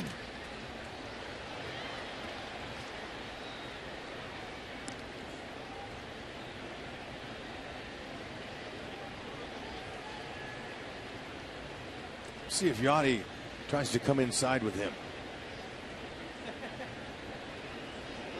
Look at that guy. He's not sure. There it is. He's friendly. Gordon fisted one off on an up and in fastball in his last at bat.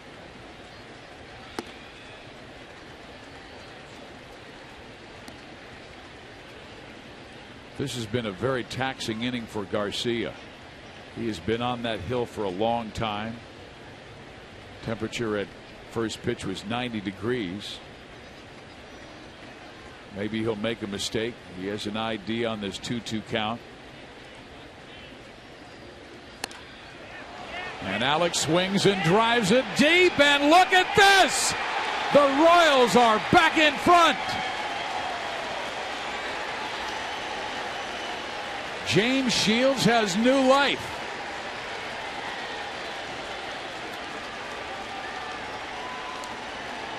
Shock the house. Listen to the Royals fans. That brought every Royal fan up in this yard here, as that was a hanging breaking ball. Alex stayed in on it. He recognized it and just threw the barrel. He didn't try to use any of his body. That was all hands. And when it rains, sometimes in baseball, it pours runs.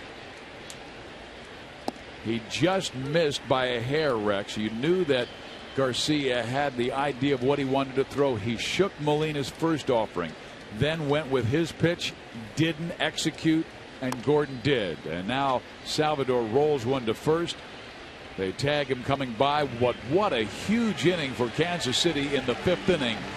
Alex Gordon, right now, Rex, I would have to say he is driving the bus. It's a beautiful thing to see him pass that doubles baton. Escobar makes it a triple. And Alex with the exclamation point.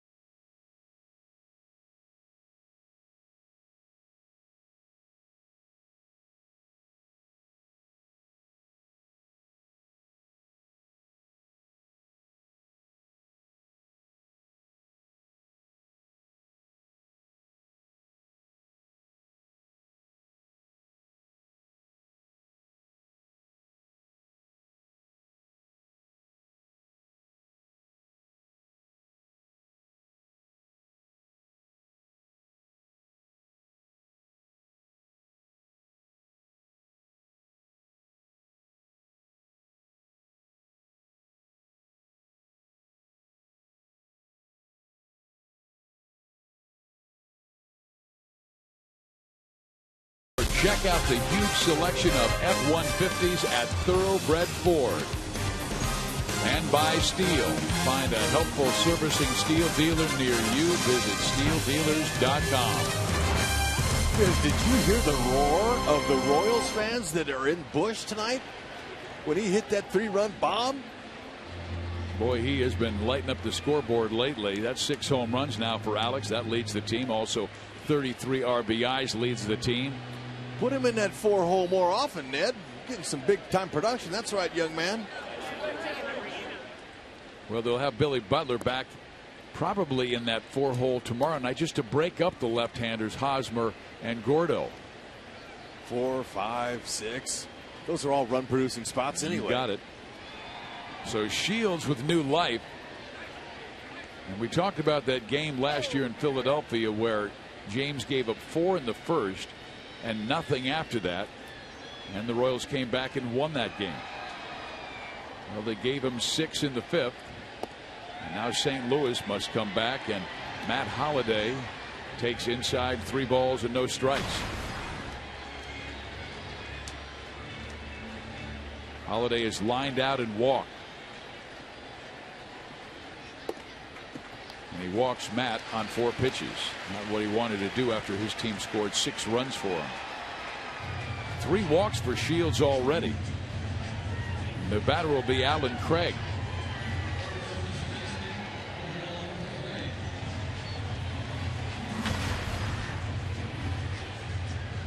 The Cardinals with a grand slam from Kolten Wong in the 2nd inning, but the Royals trailing 4-0 in the 5th. Scores 6 times. The highlight, Alex Gordon. 3-run home run to right. And that was his 8th home run against St. Louis. Craig takes strike 1. Can you really blame the fans for wearing an Alex Gordon jersey? Well, he's one of our favorites because, Rex, we see him every single day. We see how hard he prepares, how he competes, how he made himself into the game's best left fielder, 3-time Gold Glove winner. Yeah, he's special. And the way he's going about it now is so much better. He's laying off some borderline pitches. He's really being more selective. That's been the whole key for him and the rest of the guys when they're having these outbursts like this. They're not missing their pitches. His family grew up Royals fans in Lincoln, Nebraska. His dad was a very good softball player. And we used to have Alex in the outfield as a little kid. 4 boys in that family. Alex's mom and dad did a great job. Dayton Moore has said many times, Dayton, of course, the general manager of the Royals, has said many times, if we had 25 Alex Gordons, we'd win 100 games every single year. So I'm sure that those big hits with runners in scoring position has already lifted their RISP average from 244 if they came into the game tonight. So they're pushing that mark on up to 250. They're going to start getting better and better. That's a clutch hit department. And cookies with runners on are so much better with chocolate chips on them. Believe it. They really felt as a team, as an organization, that the Royals are a little over aggressive in RBI in scoring position situations. Craig with a 2-2 count. And that is pulled to third. Moustakas goes, drops the baseball, has no chance. And that will be an error on Moose. Second error in the game for KC.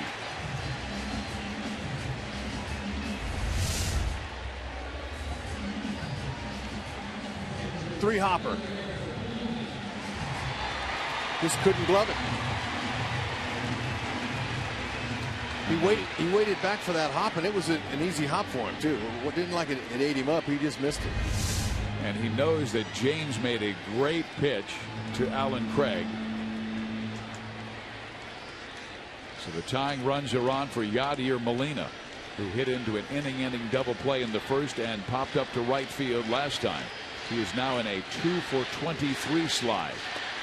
So what you do when you're Moose is right now you're saying, all right, hit it to me again right here. We'll roll two.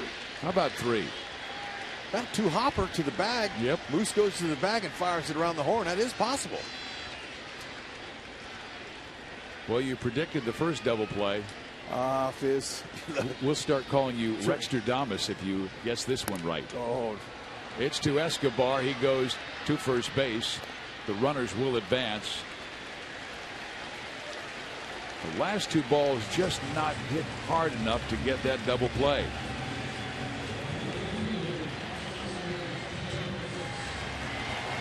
Well, let's talk about our sprint question, our family question of the day. Which National League stadium has the best atmosphere?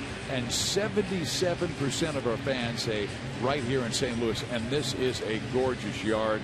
Of course, Ballpark Village across the street with Cardinals Nation on the AT&T rooftop. You know, you got the arch you're seeing, you know, the downtown buildings. It's a beautiful ballpark. I totally agree with it. But all of them are great. That's why I say get out and see them if you haven't. First game in the new Busch was 2006. Cardinals beat Milwaukee 6-4. Tavares the batter.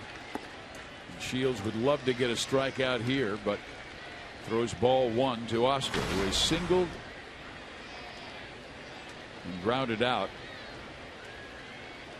Fine play by Hosmer when he had to come off the bag, grabbed the wide throw by Moustakas and tagged Tavares as he came by 1-1 with the foul off. They had a little pickoff play on it at third base. Moose was going on the pitch over to third. See if they could pick out Holliday. But he fouled it off.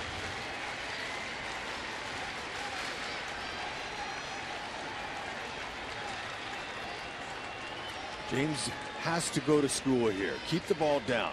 Pitch your way out of this. Tavares to right field and deep down the line. Aoki is able to make the catch. Holliday tags and comes home to make it a 6-5 game. But Tavares really showed his excellent understanding to get that sweet part of the bat on the baseball and hit it hard enough to knock in a run on the sacrifice fly. It was a good pitch. Aoki made a nice play. That ball might have landed fair. Right there next to the stands.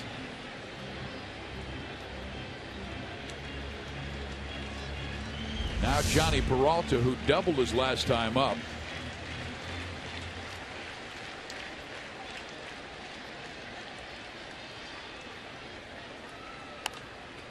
And he goes after the first pitch, strike one.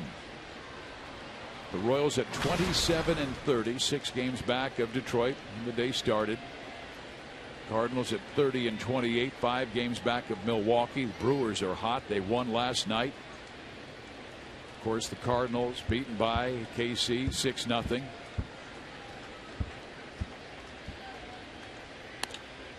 to third. Moustakas can't make the play, and this game tied now at 6. Peralta with his second double of the night. So the error comes back to haunt the Royals.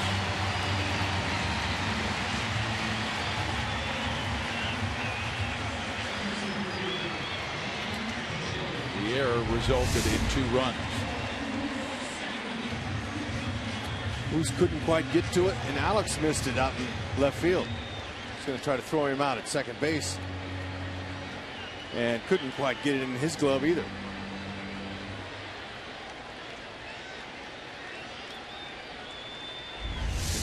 Now John Jay with the man in scoring position, and he swings and hits it in the air left center field. Gordon back and reaches up and pulls it down. That will end the 5th inning, but 2 more score. The Royals not defending well. 2 errors in this game have hurt them, and we're all locked up at 6.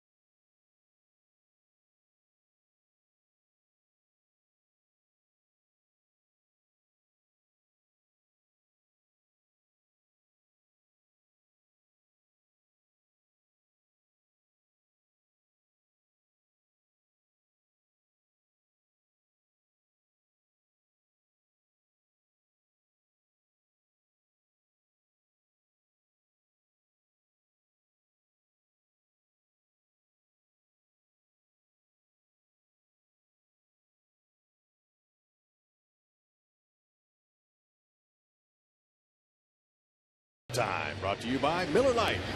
Alex Gordon got a hanging slider and just put a nice easy hand swing on him and caught the back underside. 3-run bomb. It was a beauty. We've got a double switch. Peter Borges comes off the bench to play center field. He'll be hitting 9th. And coming out of the bullpen to pitch will be Seth Maness. This is our Chevy call to the bullpen. Maness 22nd game this year with a 2.92 ERA. He's a ground ball pitcher. You can see by the strikeouts, he's not, so solid with the strikeouts, but he's going to go fastball, slider, change. And the 6th inning is our Sonic Slam inning. Our contestant is Tim Hall from Bate City, Missouri. If the Royals hit a home run in this inning, Tim will win $2,600. But if the Royals hit a grand slam out of the park, Tim will win $25,000 from Sonic and the Kansas City Royals. That last inning, those 6 runs, that ties for the longest run producing inning of the year. Back on April 29th versus the Blue Jays, they had an inning like that, but that inning right there was special. 6 runs. Tim Collins warming up in the Royals bullpen. Shields' spot will be 4th in this inning. It goes CAIN, Moustakas, Escobar. If anybody gets on Shields' spot.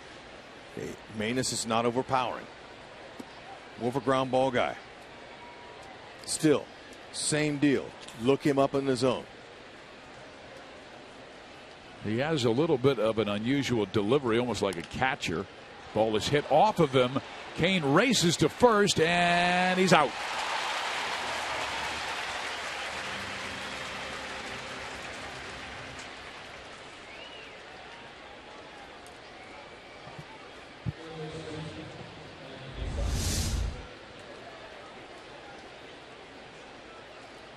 Nice run through the bag by CAIN. Didn't lunge too badly. He did lunge a little, but he's trying to work through that. Moustakas made the error that allowed the 2 runs to score in that last frame, or that sacrifice fly that was struck by Taveras that made it 6-5. That would have been the last out of the 5th inning. This guy's right up Moose's alley. Foul ball. He's a guy who's not overpowering, and he's going to try to finesse Moose, but we've got to keep that same approach, that stay inside the ball and shoot the ball to the opposite field, and then he'll react to the one in like Alex Gordon did. That's just what Alex did. He just reacted to that 3-run homer. But he won after one low in the zone, below the zone. There's a beautiful look at Busch Stadium here in St. Louis. Moustakas now down in the count, 1 ball, 2 strikes.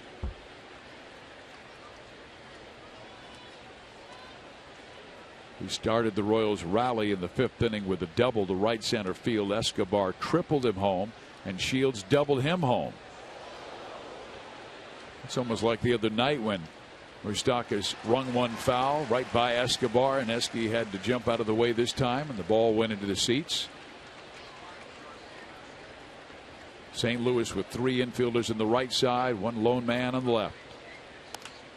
Hit high in the air, right center field, playable for Peter Borges. 2 out.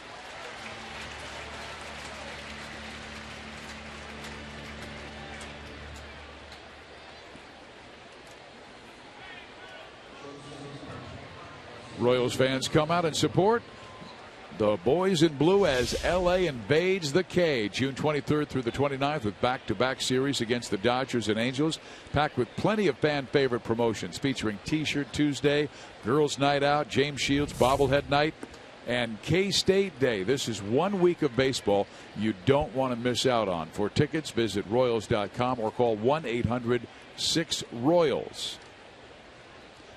Royals head back home after being in Toronto and St. Louis. They've got 2 with the Cardinals, then 4 with the Yankees, 2 with Cleveland before we head out on the road again to Chicago and Detroit. Escobar with a shot to left. Holliday goes back near the wall, pulls it down, and Maness with a 1-2-3 6th inning. 6-6 our score in St. Louis.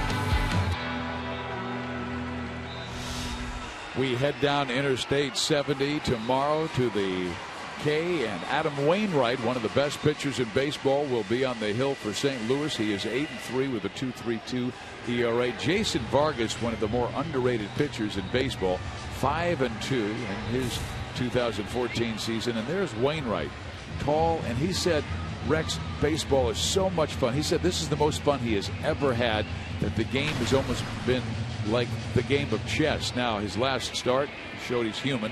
Gave up 7 runs and less than 5 to the Giants. It can be fun when you're going good, but it's short-lived. This game, humble pie awaits all. You never know. So take the fun while you can, but then take your lumps later and still keep your head up. Carry yourself like you're going good, and you'll get through this game. Well, the Royals hoping to hand the lumps to St. Louis as they won last night 6-0, and they rallied from a 4-0 deficit to take a very brief 2-run lead. Peter Borges will hit for the first time. He came on in that double switch last inning.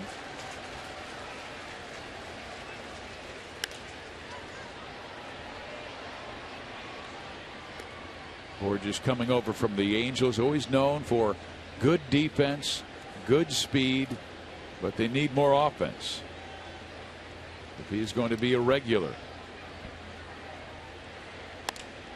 He hits that one well.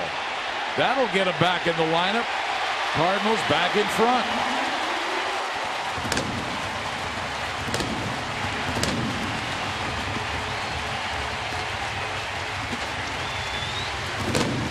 This game is going to be a battle.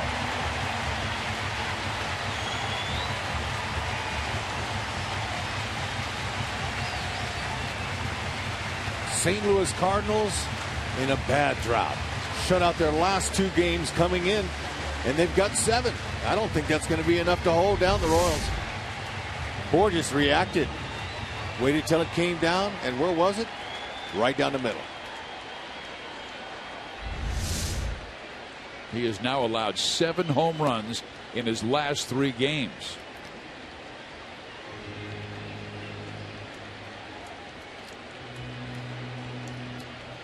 There are times where his changeup and his curveball have not been consistent, where he has not been able to get that late fade on his changeup or the break on his curve. And that looked like he was trying to throw the curve, and very fortunate that it was well wide of the mark. So Borges with the home run, and for Peter, just his 2nd this year.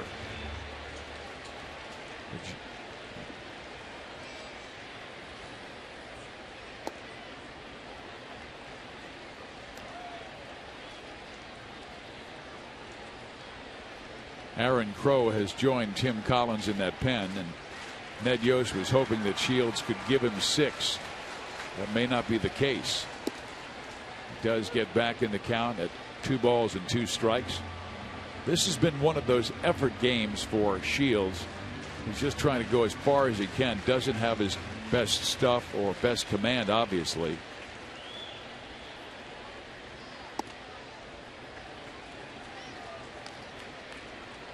They've been making James work from the very first inning. Base hit by Carpenter, error on Wong. They loaded him up and they got out of it. And then the next thing, they loaded him up and the slam came. So it's been a very hard earned living for James today. And I wonder if Ned Yost is going to come and get him right now. He's given up 17 runs in his last 18 innings.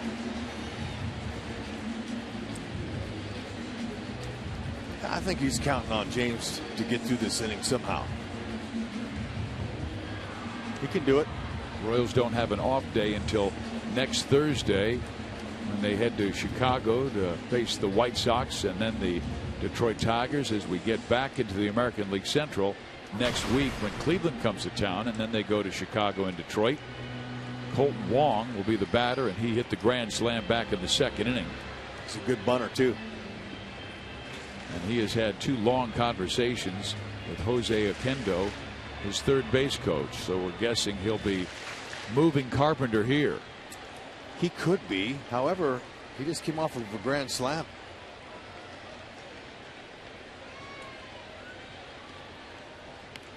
He pops it up, and they won't be able to get to it.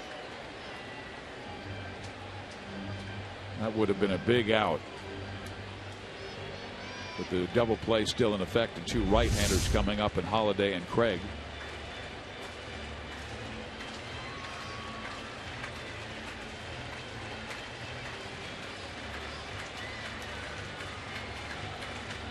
Right down the middle, second pitch in this at bat. The first pitch, he had a hack like he wanted to do that right there. He had a big swing on it, and then the second pitch, he gave him the cookie. Not a good spot at all.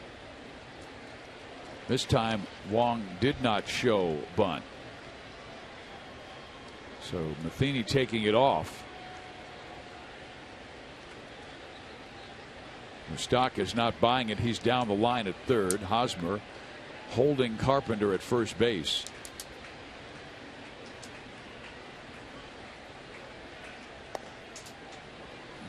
Two and one.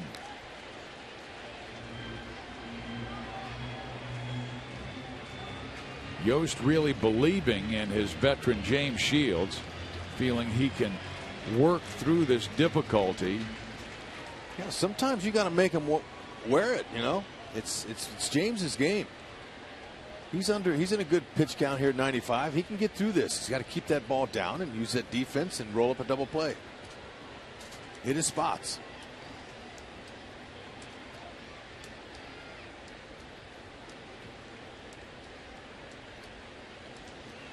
Runner goes, pitch swung on. Moustakas has it. Only play will be first base, and there's one out. So Matheny chooses the right time to send Carpenter. And the Royals stay out of the double play, and we'll see a double switch as Ned Yost first goes to C.B. Bucknor. And the Royals are going to bring in Gerard Dyson.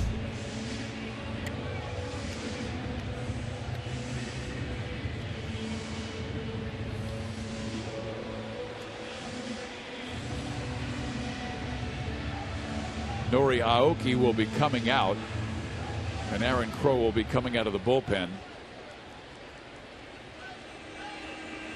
So Shields did his best, but once again didn't have very good command, and because of it gave up 7 runs so far. Crow will try and put water on the fire that St. Louis has started.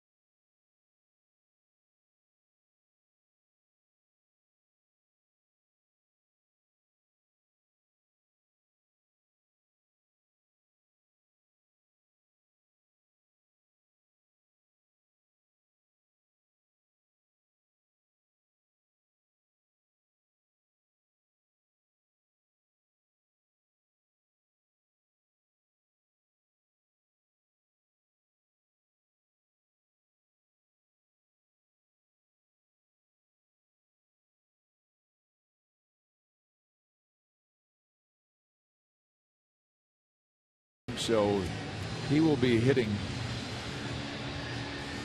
in the pitcher spot, and Lorenzo CAIN has come out of the game, and Norioki will stay in the game, and the new pitcher will be Aaron Crow.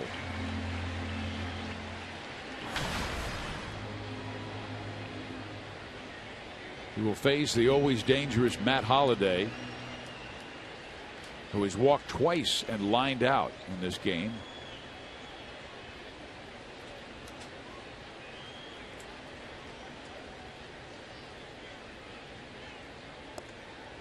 Ball one.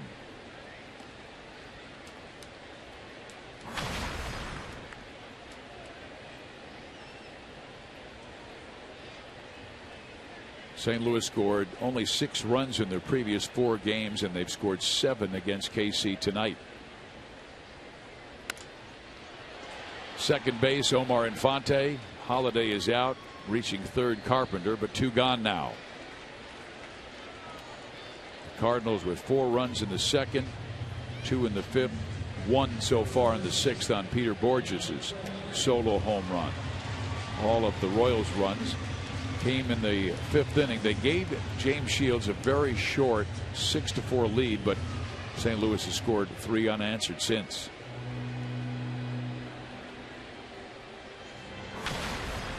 Craig's been on twice. He singled in the first and reached on the costly error by Moustakas that eventually allowed 2 runs to score.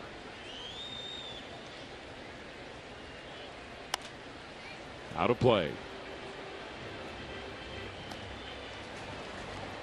Looks like Craig in this game has been trying to hit that ball to the opposite field. That's the right approach when you're trying to come out of a little funk and get those base hits.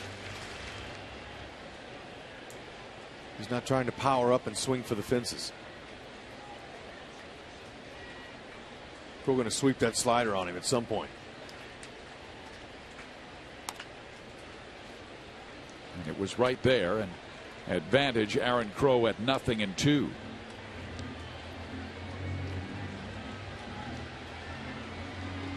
Crow's consistency is up. His strikeouts are down.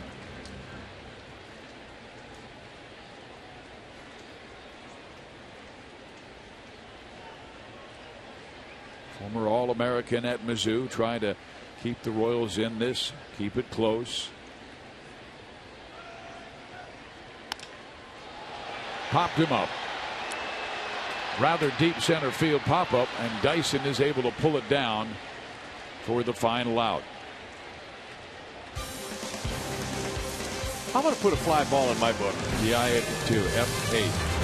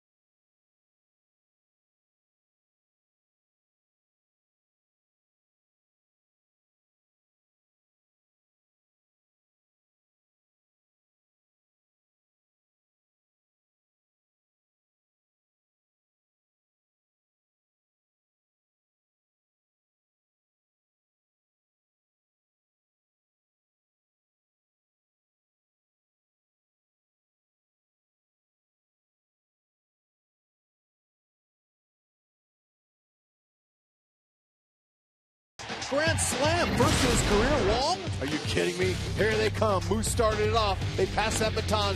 Double, triple, double. Shields took a gangster hack and hit him a double. They went off in the 5th inning. 6 runs total. Now, here come the Cardinals again. Back in the 5th inning, they scored 2. 6th inning, Borges. Really? Over the wall, 422. It was not a wall scraper. He got some contact on that. We got some barn burner here in game 2. And our Academy Sports and Outdoors game summary: St. Louis by 1, and the Royals are 4-12 in 1-run games this year. The offense 6 runs in the 5th inning. First time they have had 4 extra base hits in 1 inning since August 20th, 2011 against the Boston Red Sox, and it's the first time hitting for the cycle in an inning since April 29th, 2009 against Toronto. The new pitcher is Sam Freeman, the 5'11" lefty out of Gainesville, Texas. It's time to give this guy an ERA. 90 to 95 mile an hour fastball. He's got a curve. Dyson Aoki Infante.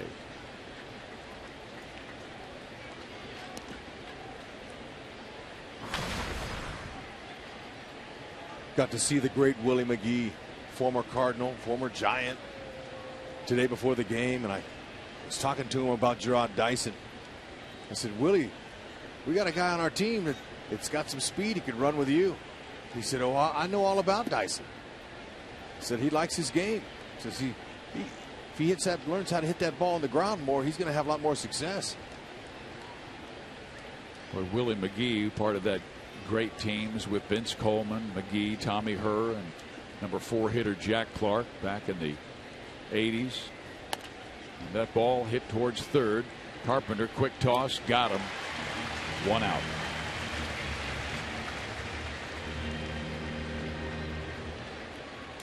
Willie McGee won him an MVP. That team was all about running. I mean, Vince Coleman had over 100 stolen bases. McGee up there. Tommy Herr could run. And then Clark would knock them all in. We were talking a lot about Whitey, but also about this artificial surface in Old Boys Stadium, how hard it was and how hot. And we used to stand in ice buckets in our cleats because the heat of the carpet would make the steel on the cleats so hot it would burn through the sole, and you could feel it. You could feel it in your soul. So we stood in ice in between innings. There's Willie McGee before the game. Looks like he could still play. Cardinals are using him down in their minor leagues a lot like the Royals are using Mike Sweeney. Go down there and spend some time with those young guys and mentor them. Sit in the dugout with them. That's where you learn about baseball. Sit in that dugout sometimes and in the clubhouse. Aoki singled to knock in a run his last time up, tying the game, and then scored on Alex Gordon's 3-run home run. Or the single actually brought them to within 1.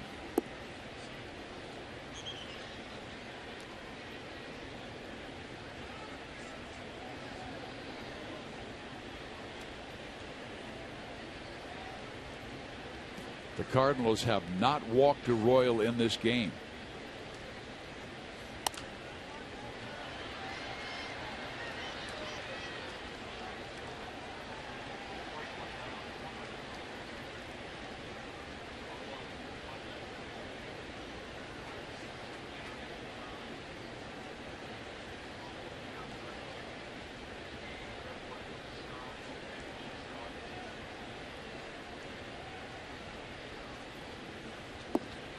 Aoki takes.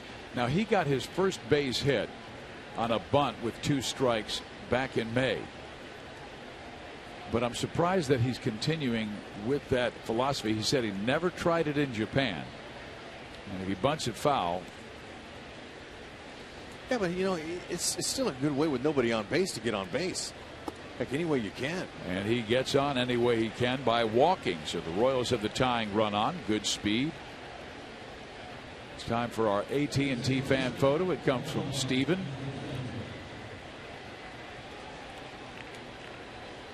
Way to go, Steven. Look like you're in great company.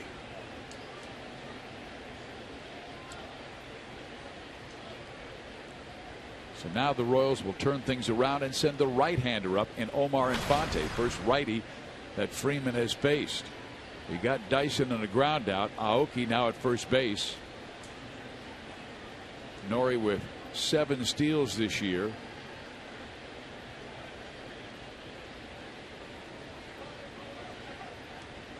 Freeman, an interesting story. He was the Cardinals' 32nd round pick out of North Central Texas College. Also played a little bit for KU.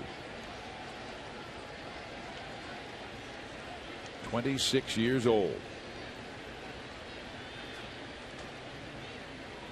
Got to look for that fastball. In there. Infante absolutely loves those. He's telling himself, ooh, man, if he throws me that again, I'm going to hit a gap on him. Staring down at his third base coach, Mike Jerschley, giving him the signs. Wilking Rodriguez is warming up. He is the newest Royal, brought up yesterday. Lewis Coleman sent out.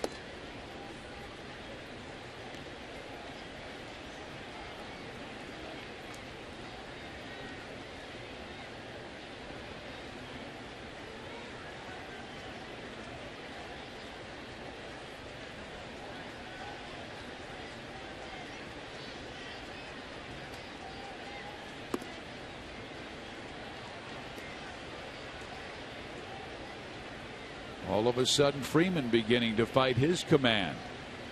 He had Aoki down 1-2 in the count. Aoki eventually worked the walk. Now 2-1 to Infante.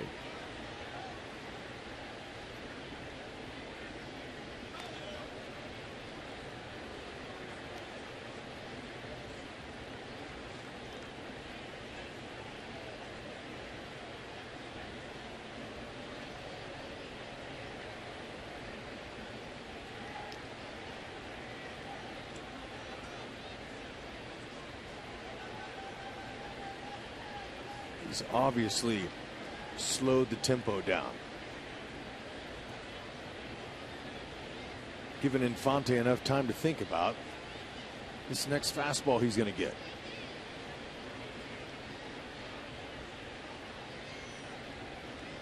And he goes that way. And the Cardinals have Pat Neshek warming up.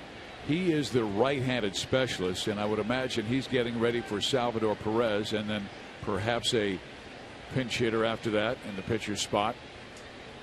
Royals do have 3 right-handers available. It would be Hayes, Butler, or Siriaco.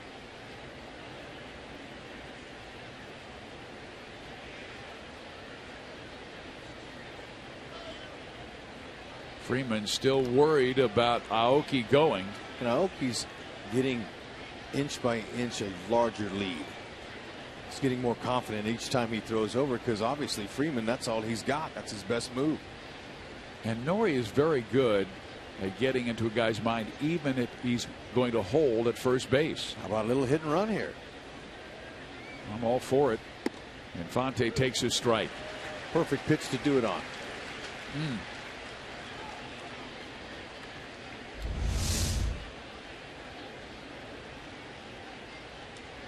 Hit and run ball in the outer half there. He slaps that in the hole. We got first and third. Still could happen.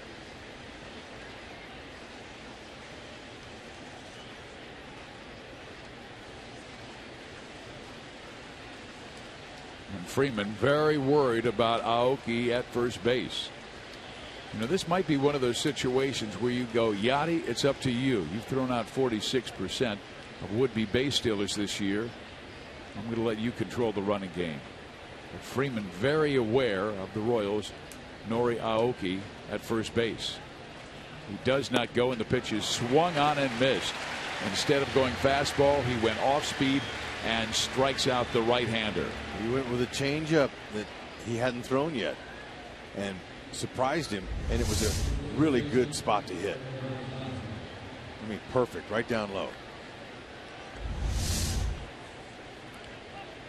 Freeman has been excellent in his short stay in the big leagues. He's only allowed 1 hit, no runs.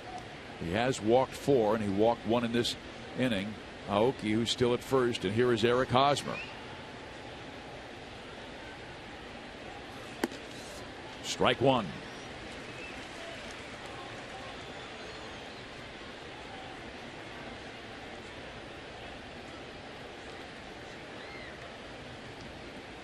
It has been 112 at bats since Hosmer last hit a home run. His only home run of the year was off Nick Vincent of San Diego. He had a good rip, but now finds himself down 0-2 in the count.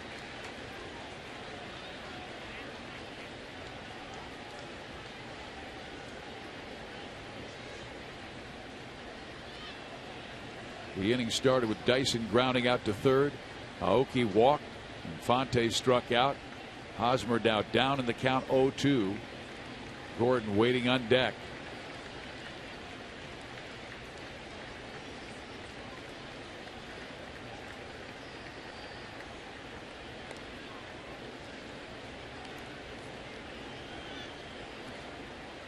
Well, I will say this about Freeman. All of those throws to first base didn't really affect the way he was able to execute pitches with Infante, and he struck him out on a changeup.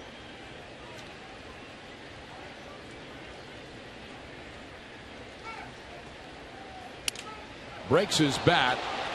Picked off by Craig, who comes back to the bag and records the third out of the top of the 7th inning. We head to the bottom of the 7th. St. Louis with a 7-6 lead on the Royals.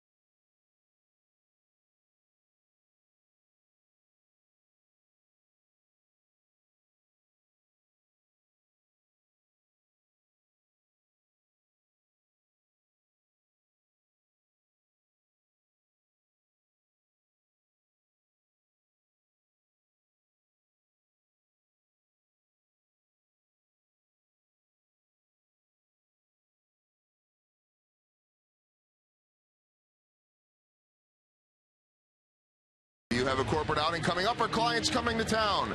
Ticketsforless.com can get your group within the first 10 rows behind the dugout or even all together in the front row of the crown seats. Check out Ticketsforless.com for all your Royals tickets.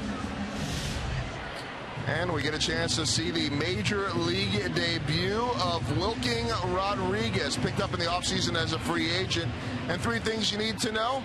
He was signed November 19, 2013, born and raised in Venezuela, 297 strikeouts and 322 and a third minor league innings. And so always interesting to see the first outing or appearance in the big leagues, and that fizz is what will be happening right now with Wilking Rodriguez. And Joel, he had a short stay with the Omaha Storm Chasers at AAA, recording back-to-back scoreless outings on May 27th and 28th after being promoted from AA Northwest Arkansas 9 days ago.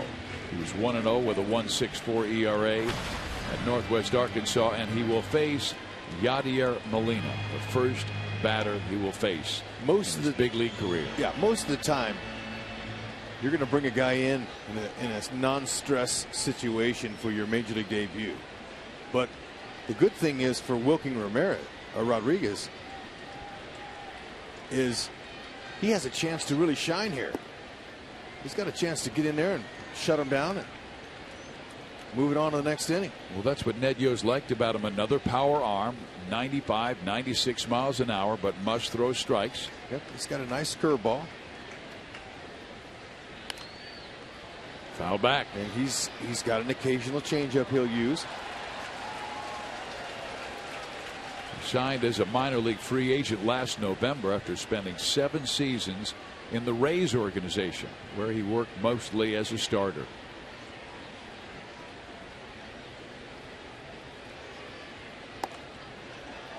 Where'd that miss? I look good, but instead it's a 2-1 count.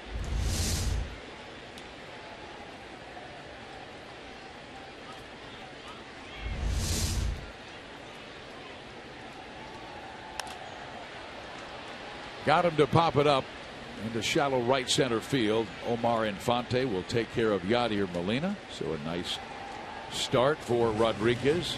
Yeah, he beat him. He beat him inside. And I would imagine, Rex, he has some history with the next batter, Oscar Taveras, who was down perhaps in Springfield, and then he was at the AAA Memphis Ball Club. It's possible, but of course Rodriguez and AA and AAA and the Rays organization. It's a nice pitch there, keeping it down. He's coming in. He got out Yachty. He gained some confidence there.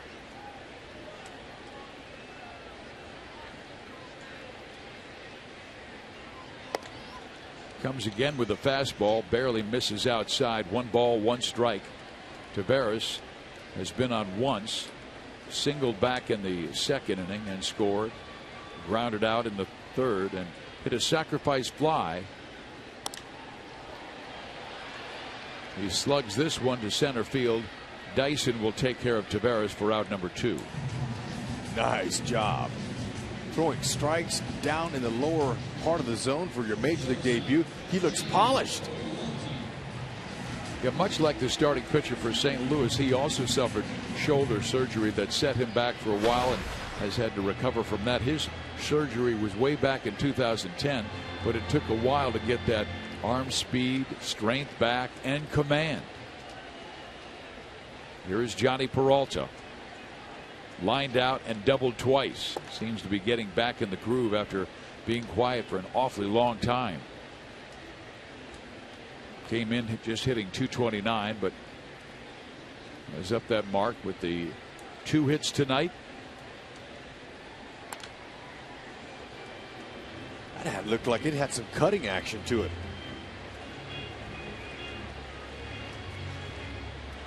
You can never have enough arms, and I understand that probably is going to be the direction the Royals will go on the Major League Draft on June 5th in a couple of days. Kansas City has picked 17, 28, 40, and 56.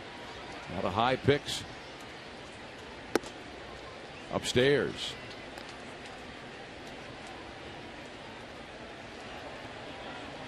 Dave Island gets his first look at Rodriguez.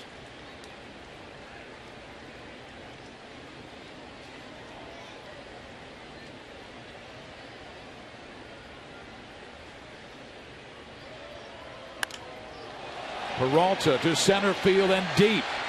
Dyson at the wall, pulls it down, and Wilking Rodriguez with a sigh of relief and a pretty good major league debut. 3 flyouts.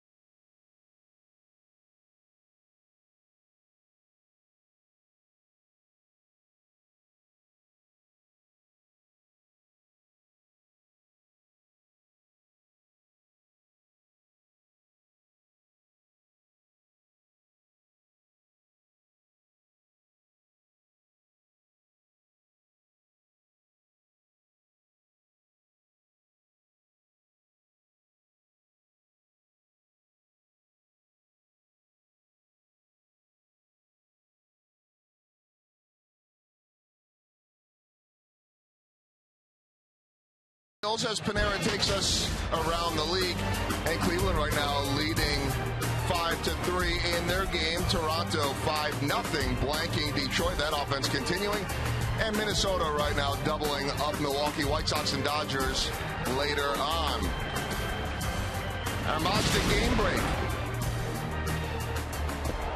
Look at that. Brandon Workman receiving a 6-game suspension for that, throwing behind Evan Longoria. This has been a feud that's been going on a while now between the Red Sox and the Rays. 6-game suspension for Workman.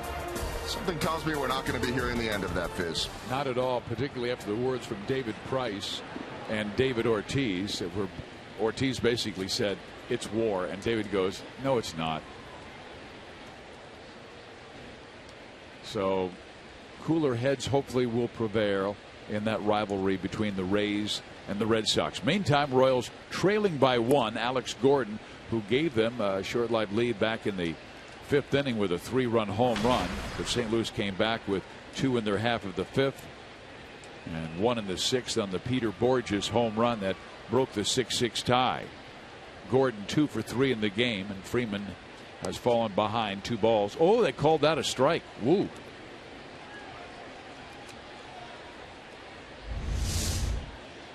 Really? Looked outside. Gordon thought it was ball 2 and just held his stance at home plate. Now they want to come in, and it is low. 2 balls and 1 strike.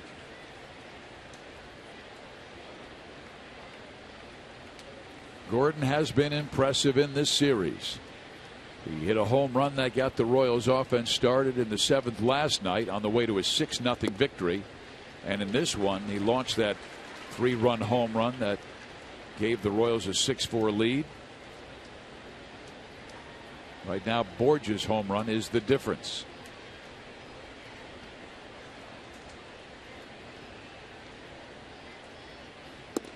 And Gordon strikes out. With the right-hander Perez coming up, Matheny will make that walk out. He had Neshek warming up in the bullpen, and this is a lot like Whitey Herzog used to do back in the day. Mix and match, whether it was Mark Littell or Ken Daly. Sam Freeman, he looks really good. Or does he ever? Pat Neshek will come out of the Cardinals bullpen.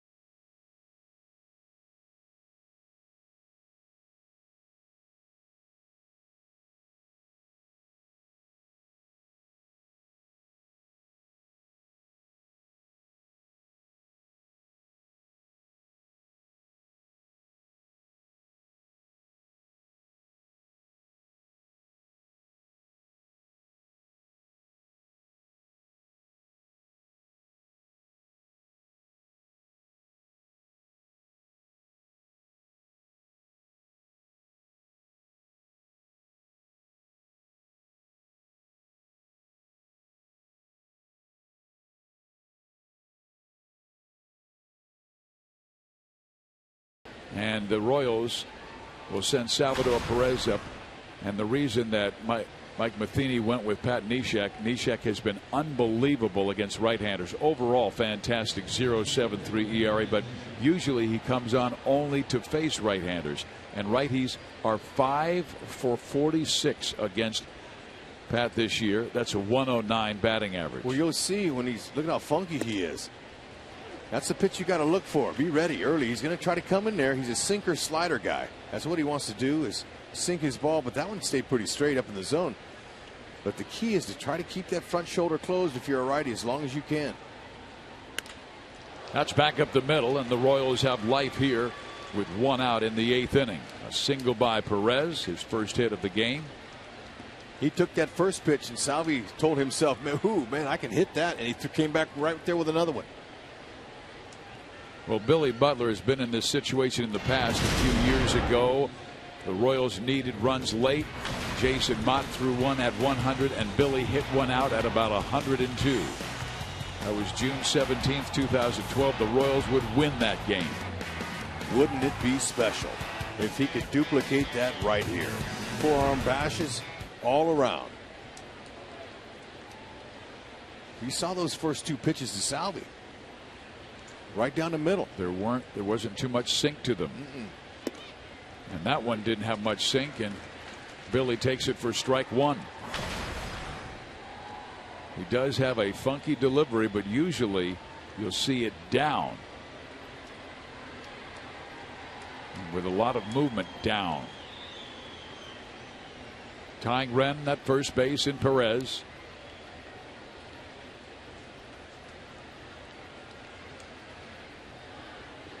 Billy came out swinging first pitch last night. Flew out to right field.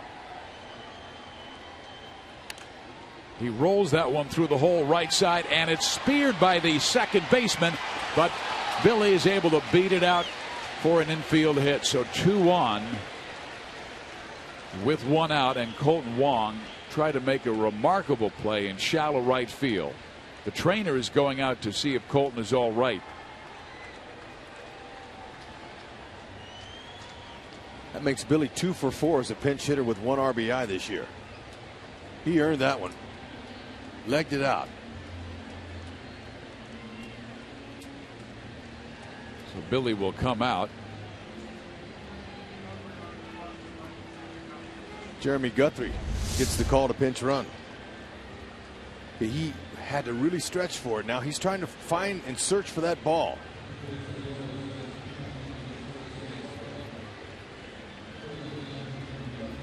He's holding his left shoulder, his arm.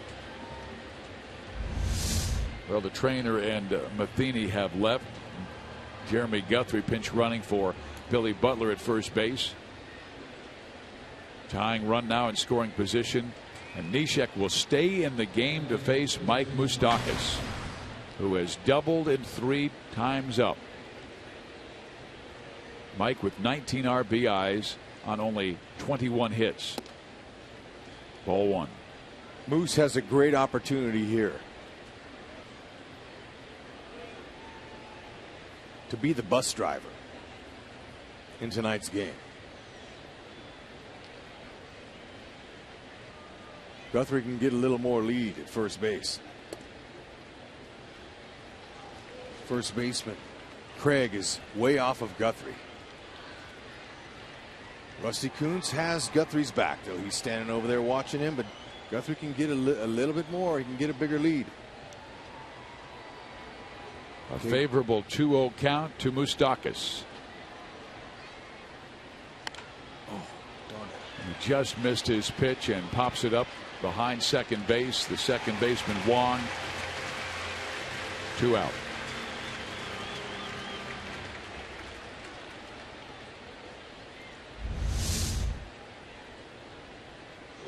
He got it down the middle. He missed it. A little ahead of it. So it will be left up to Alcides Escobar here in the 8th inning. He tripled in a run back in the 5th.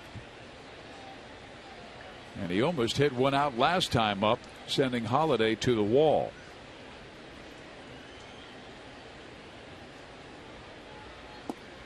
Strike 1. First time he's thrown that breaking ball has been mainly going with the fastballs. First pitch.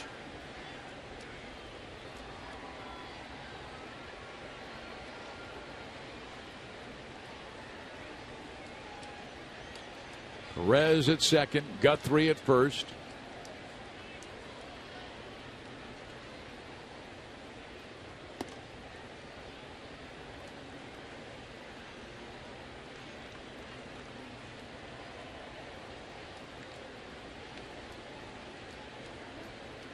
41,192 tonight, the 15th sellout this year at Busch Stadium.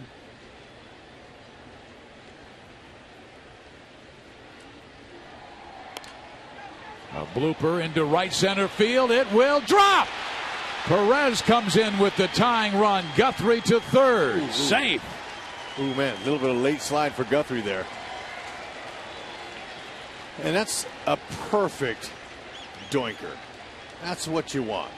Just lay it out there. That's all he wanted to do. Guthrie going from first base. Didn't expect a throw, but they tried to get him, and he slid late. That's ball perfectly placed.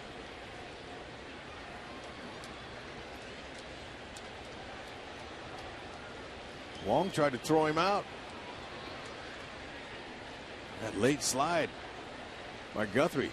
So we are back even at 7. And that's the first run allowed in 23 outings by Pat Neshek. He had been on an incredible run.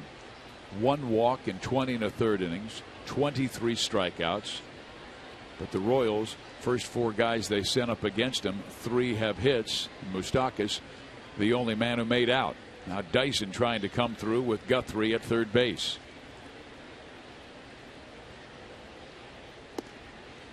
Floater away and a 2-0 count.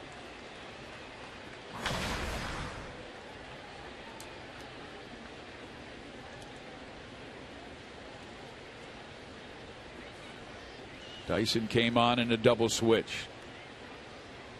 Guthrie, who doesn't get a chance to run the bases that often, at third. He represents the Royals' lead, and there is a flare to left field, and Borges says he has it. He does, but the Royals score a big run. Escobar's single knocks in Perez. 7-7 game in the 8th. Nice touch, Esky.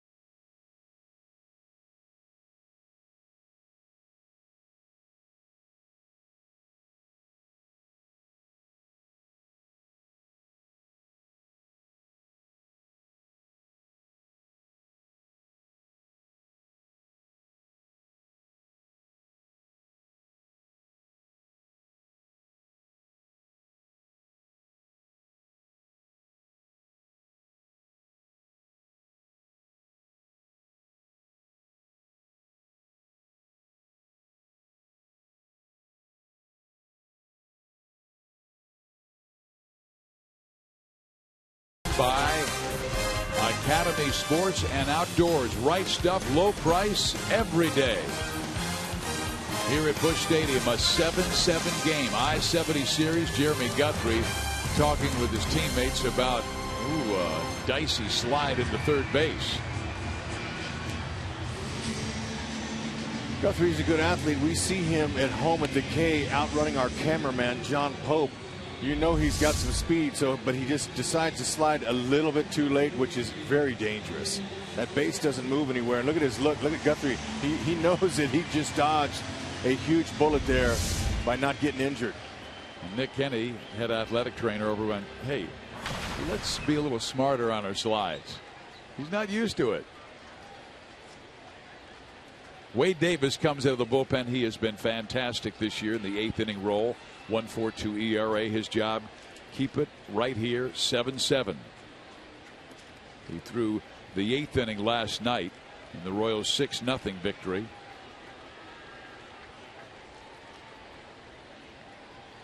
Daniel Descalso is the batter.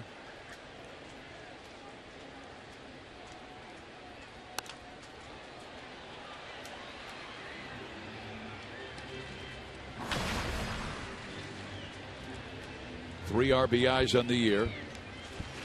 He came on in a double switch last night.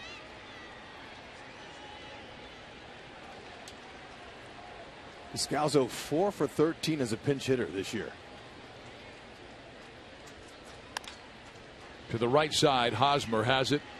Gets it to Davis, covering, 1 out. And Davis, as you know, has been absolutely terrific in this role. He has compiled 15 scoreless innings over his last 12 outings, striking out 25 while holding opponents to an .083 batting average. 4 for 48. He's retired 27 of 29 batters over his last 6 games, allowing just 1 hit and 1 walk. Borges, he hit the home run that broke the 6-6 tie and gave St. Louis a 7-6 lead. But KC tied it up in the top of the 8th on the single by Escobar.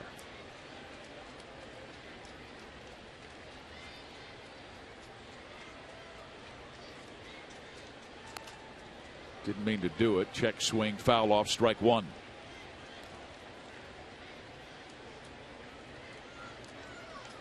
It was only his 2nd home run of the year, but it showed terrific power. A ball left up by Shields, and he hammered it 400 feet to left center field. Another pitch up. To be exact, Fizz, 422. It was no wall scraper. No. And that was just his 2nd home run of the year. He was expected to be their everyday second baseman, now sharing that role. Jay getting a lot of starts against the left-handers.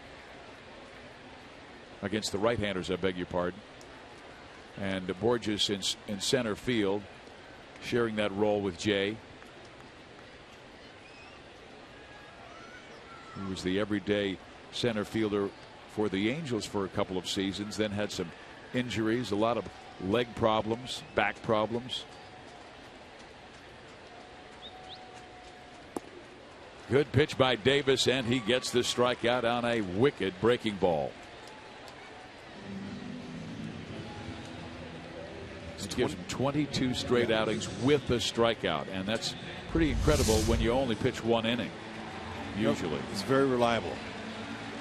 It's that breaking ball. Perfectly located after those fastballs that he's thrown that are elevated in the zone. Especially if you've never faced Davis before. You got to look for something early in the count off of him. 44 strikeouts in 26 innings. Matt Carpenter up.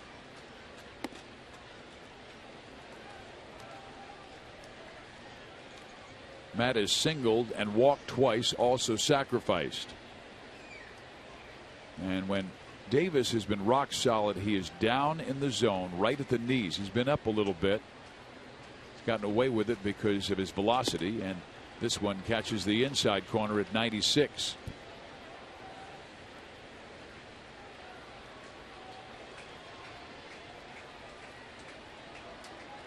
Trevor Rosenthal is warming in the St. Louis pen.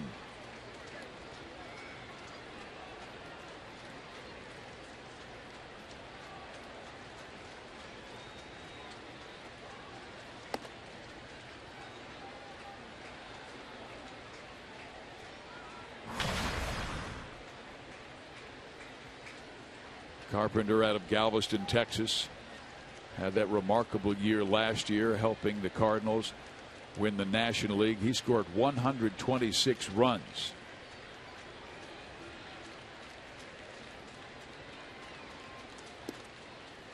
In there, and Davis back even with the count, 2-2.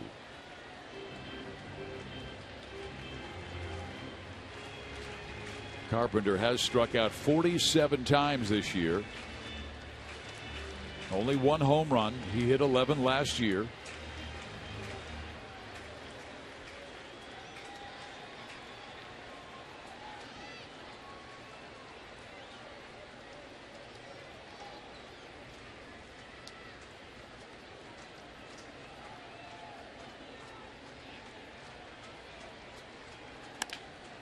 Back up the middle. Escobar can't reach this one, and Carpenter has been on 4 times.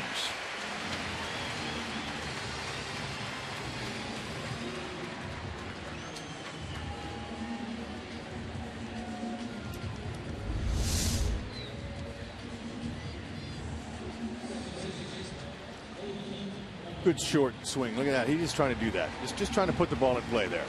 Wasn't trying to do too much. Rex Dale Swaim, the Royals hitting coach, he always talks about hands. He said back in the day we did everything to strengthen our hands, squeezing tennis balls and also doing exercises to strengthen our grip and our forearms. And he said we've got to get back to trusting our hands. And it looked like Carpenter did just that in that at bat. He did. The other thing you do to strengthen your hands is hang on a bar. Just your body weight. Just hang up there, stretch out your long muscles, your arms and everything, but you're developing hand strength.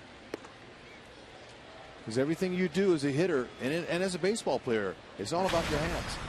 If you don't have your hands and you don't have strength, you don't have a lot going for you.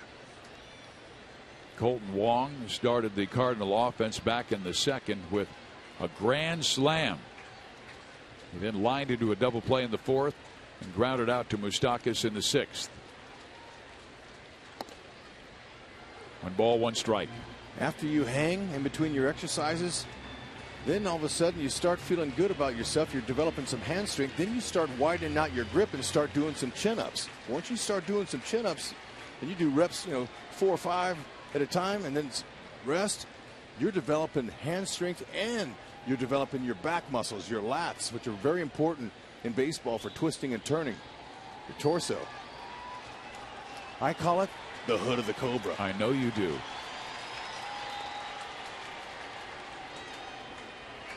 You say body language so important in this game. No question. It's the premium language spoken out there. Carpenter with 2 steals this year in 2 attempts.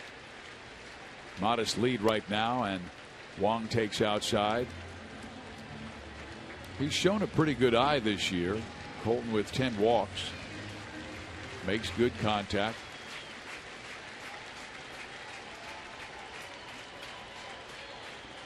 He was the National League Rookie of the Month, named that today. Rookie of the Month for May. To second base. Infante should take care of him. He does, and we head to the 9th inning, tied at 7. And the top of the order will be coming up for KC. Aoki, Infante, HOSMER.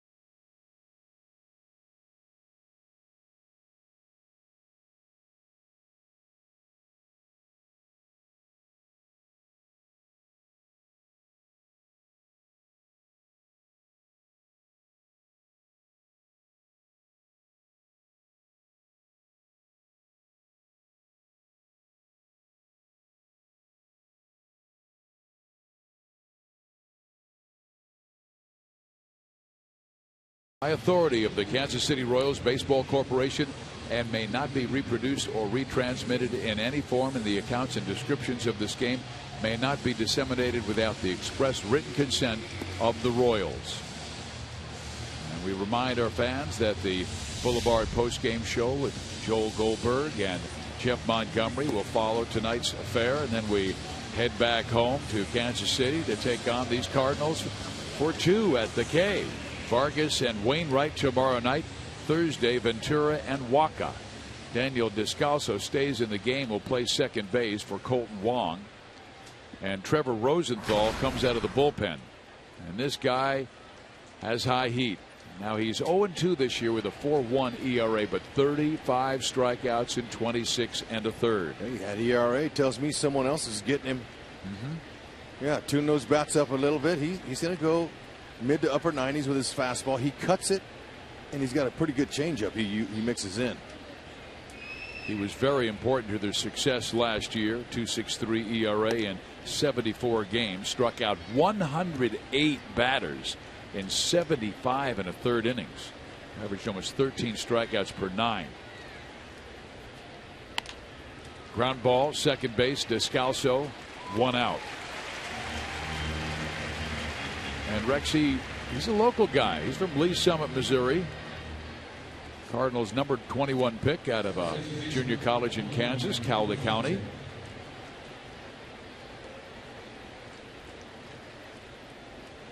And from what I understand, the scout that saw him, Aaron Looper, said he watched him at Cowley, and he was mainly an infielder, but he loved his size and strength. And there's a shot to right, and that's a base hit for Infante.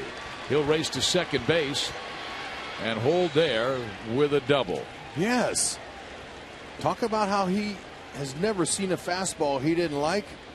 Goes right up there, first pitch guessing, and he got it.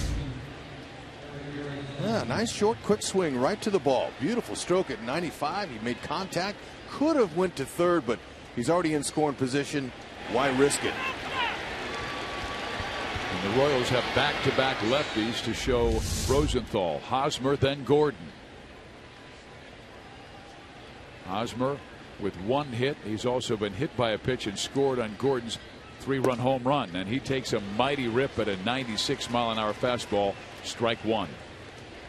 It was in his wheelhouse. I liked his swing. He had a good swing.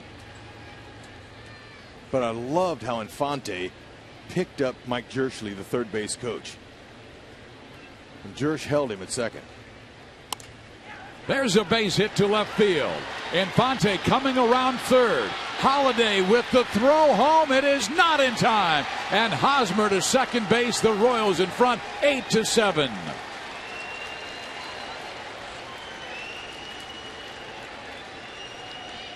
Nice and easy swings on a guy that throws hard. That's the ingredients for hits. Shorten it up. Infante, hey, he worked in bases. Good thing that Jerschley held him at second. That's really all they needed. Hosmer, he kept his head down on that. Good inside out swing. Doinked it out there. Holliday thought he was going to get him. Infante took a large turn over there at third base. It's a good thing the throw wasn't a little closer to the plate, and they'd have gotten him, but he looked like he's a little bit out of gas or something. Hopefully he's all right. So Gordon comes up, and he is 2 for 4 on the night. That means Greg Holland will start to warm up in the Kansas City bullpen.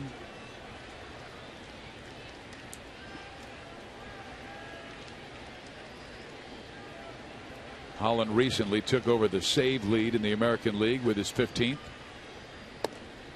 Alex takes outside. So back and forth we go in this game. The Cardinals led by 4. Now they're going to put Gordon on and have the righty-righty situation with Salvador Perez. I know what Salvi's saying to himself right now. You want some of me? Okay. He has 1 more stolen base than Danny Duffy. You may have heard the interview earlier that Salvador had with Danny. Joe Goldberg putting that together. He wants to hit right here, though. Give Holland another run. The Cardinals were up 4. Then the Royals scored 6 times in the 5th to take the lead. St. Louis went back in front 7-6. Royals tied it in the 8th and now have taken the lead 8-7 in the top of the 9th. And Salvador tries to muscle one to right, but it flares into foul territory. He needs some new lumber. That board in on his hands. Salvi only 6 for 47 this year with runners in scoring position, but got a big hit last night. That hurt his right hand. That jam shot there. He's shaking it a little bit. He's got a little thumb. He's got it wrapped anyway. And he had that webbing in between his index finger and his thumb that was hurting him and set him down for about 3-4 games. He's hitting .280 against righties.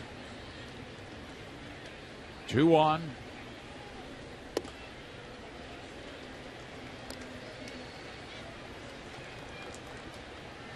Pedro Siriaco has moved to the on-deck circle. Royals only have Hayes and Siriaco left offensively. Royals used Billy Butler earlier.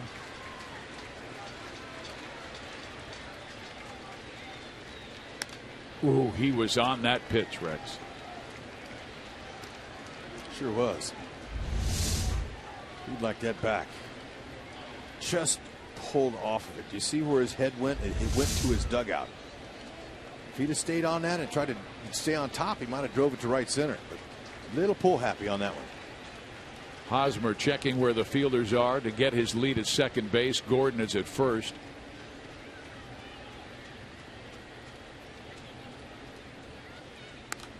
Again hammered straight back, and Rosenthal again comes up in the zone. A dangerous area to be if Salvador can get the timing down.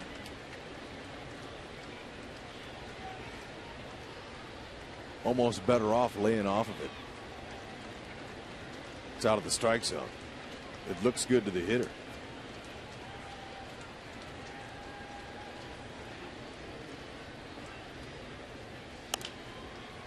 Pulled down the third base line. They go second for one. Descalso to first. They got 2. But the Royals get a run on a base hit by Eric Hosmer that scores Infante. And the Royals head to the bottom of the 9th with a 1-run lead on St. Louis. Carpenter's got quick hands.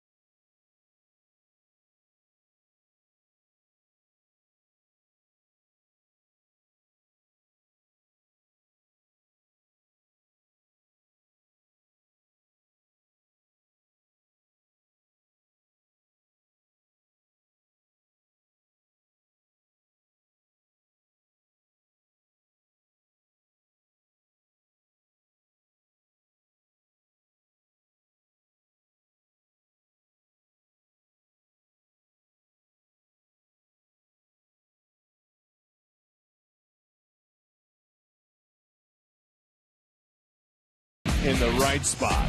1-run lead, looking for his 16th save on the young season. 30 punch outs in 20 2/3 innings coming in. He's got the goods. Mid-90s fastball, slider, split finger. Go out, follow Salvi's lead, head on back to the K with a 2-0 lead. Get on that bus and forget about us. Take care of business. Royals, you see, tied it in the 8th, took the lead in the 9th. Holland got his 15th save of the year on Thursday at Toronto, striking out Jose Reyes to cap KC's 10-inning win. Well, they're going to try and nail it down in 9 here, and 3 very tough batters coming up. Matt Holliday, Alan Craig, and Yadier Molina. Right to the heart of their order. 3, 4, and 5.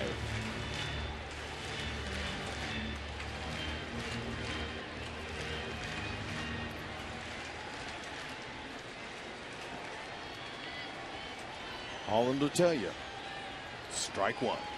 It's his best pitch.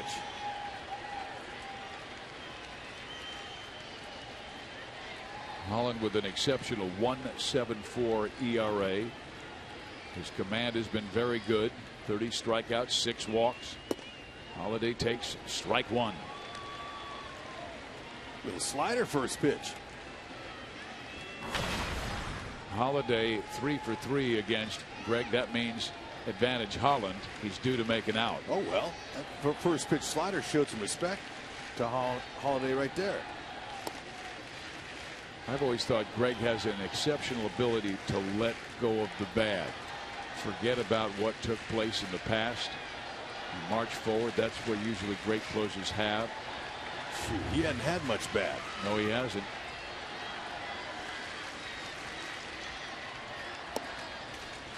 He's fallen behind Holliday. 2 balls and 1 strike. Holliday, good discipline. He's walked twice in this game, now 33 times this year.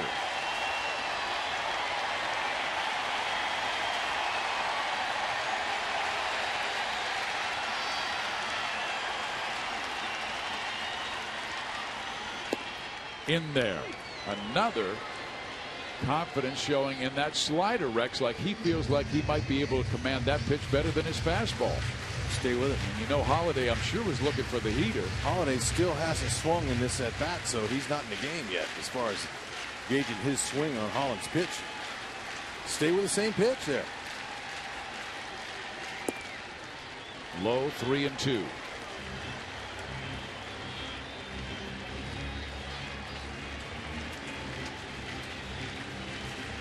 Greg next, good clutch hitter.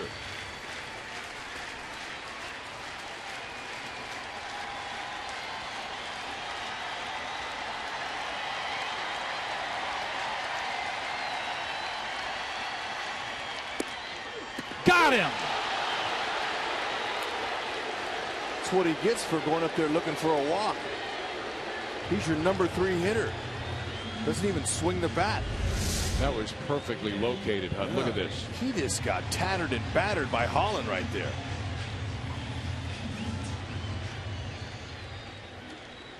Jeff Montgomery in the pregame show was talking about a pitcher's island is that outside corner. If he can get his pitches consistently on that outside corner, low and away, he'll have a lot of success in the big leagues. A huge out, number 1. And here is Craig. He's been on twice. With a single, also reaching on an error. Ball 1.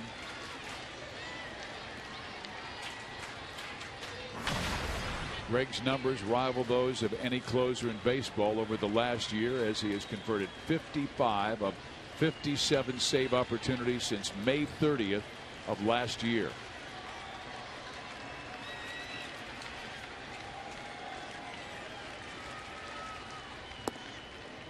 One ball, 1 strike.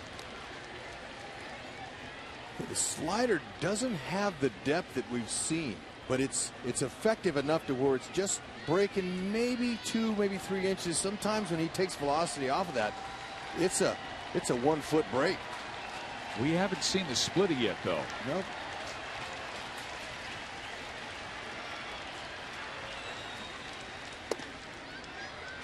Tries to get the fastball in the outside corner, does not.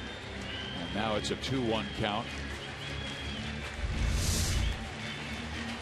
See, they go inside. They talk about that amongst each other. He's talking about that good hard slider. Because Johnny has faced him the most, playing with the Detroit Tigers, and seeing Holland a lot in that American League Central. Now in the National League Central with the Cardinals. 2 balls, 2 strikes. Craig always has been tough against Kansas City. Came in at .388 against the Royals. And that man Molina also tough against the Royals. .333 in his career.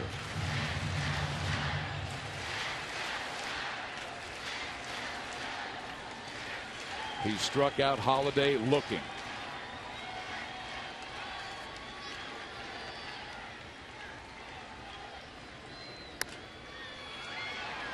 Craig a little late on his swing.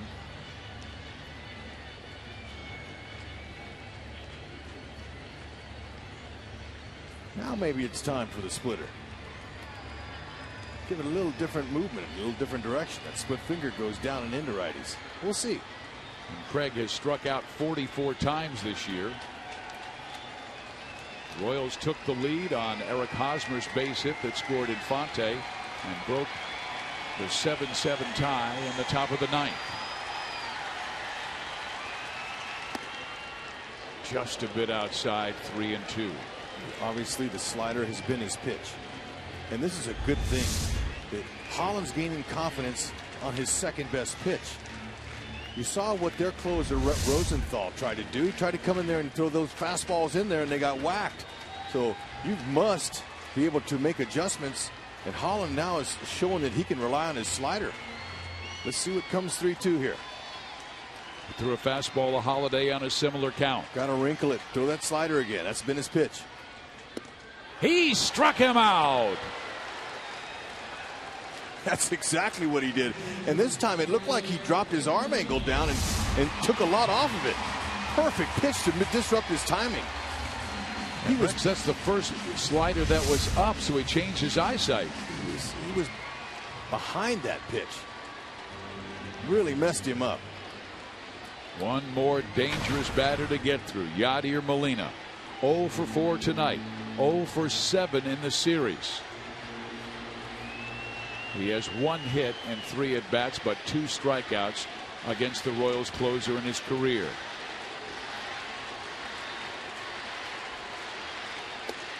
Ball 1. Royals won last night 6-0. Duffy with 6 Sterling shutout innings. Gordon, Moose, Perez, the big hits. Tonight, Gordon got another big hit. Escobar tied it. Hosmer put him in the lead. 1 ball, 1 strike. And that time his fastball so violent he fell off towards the first base side.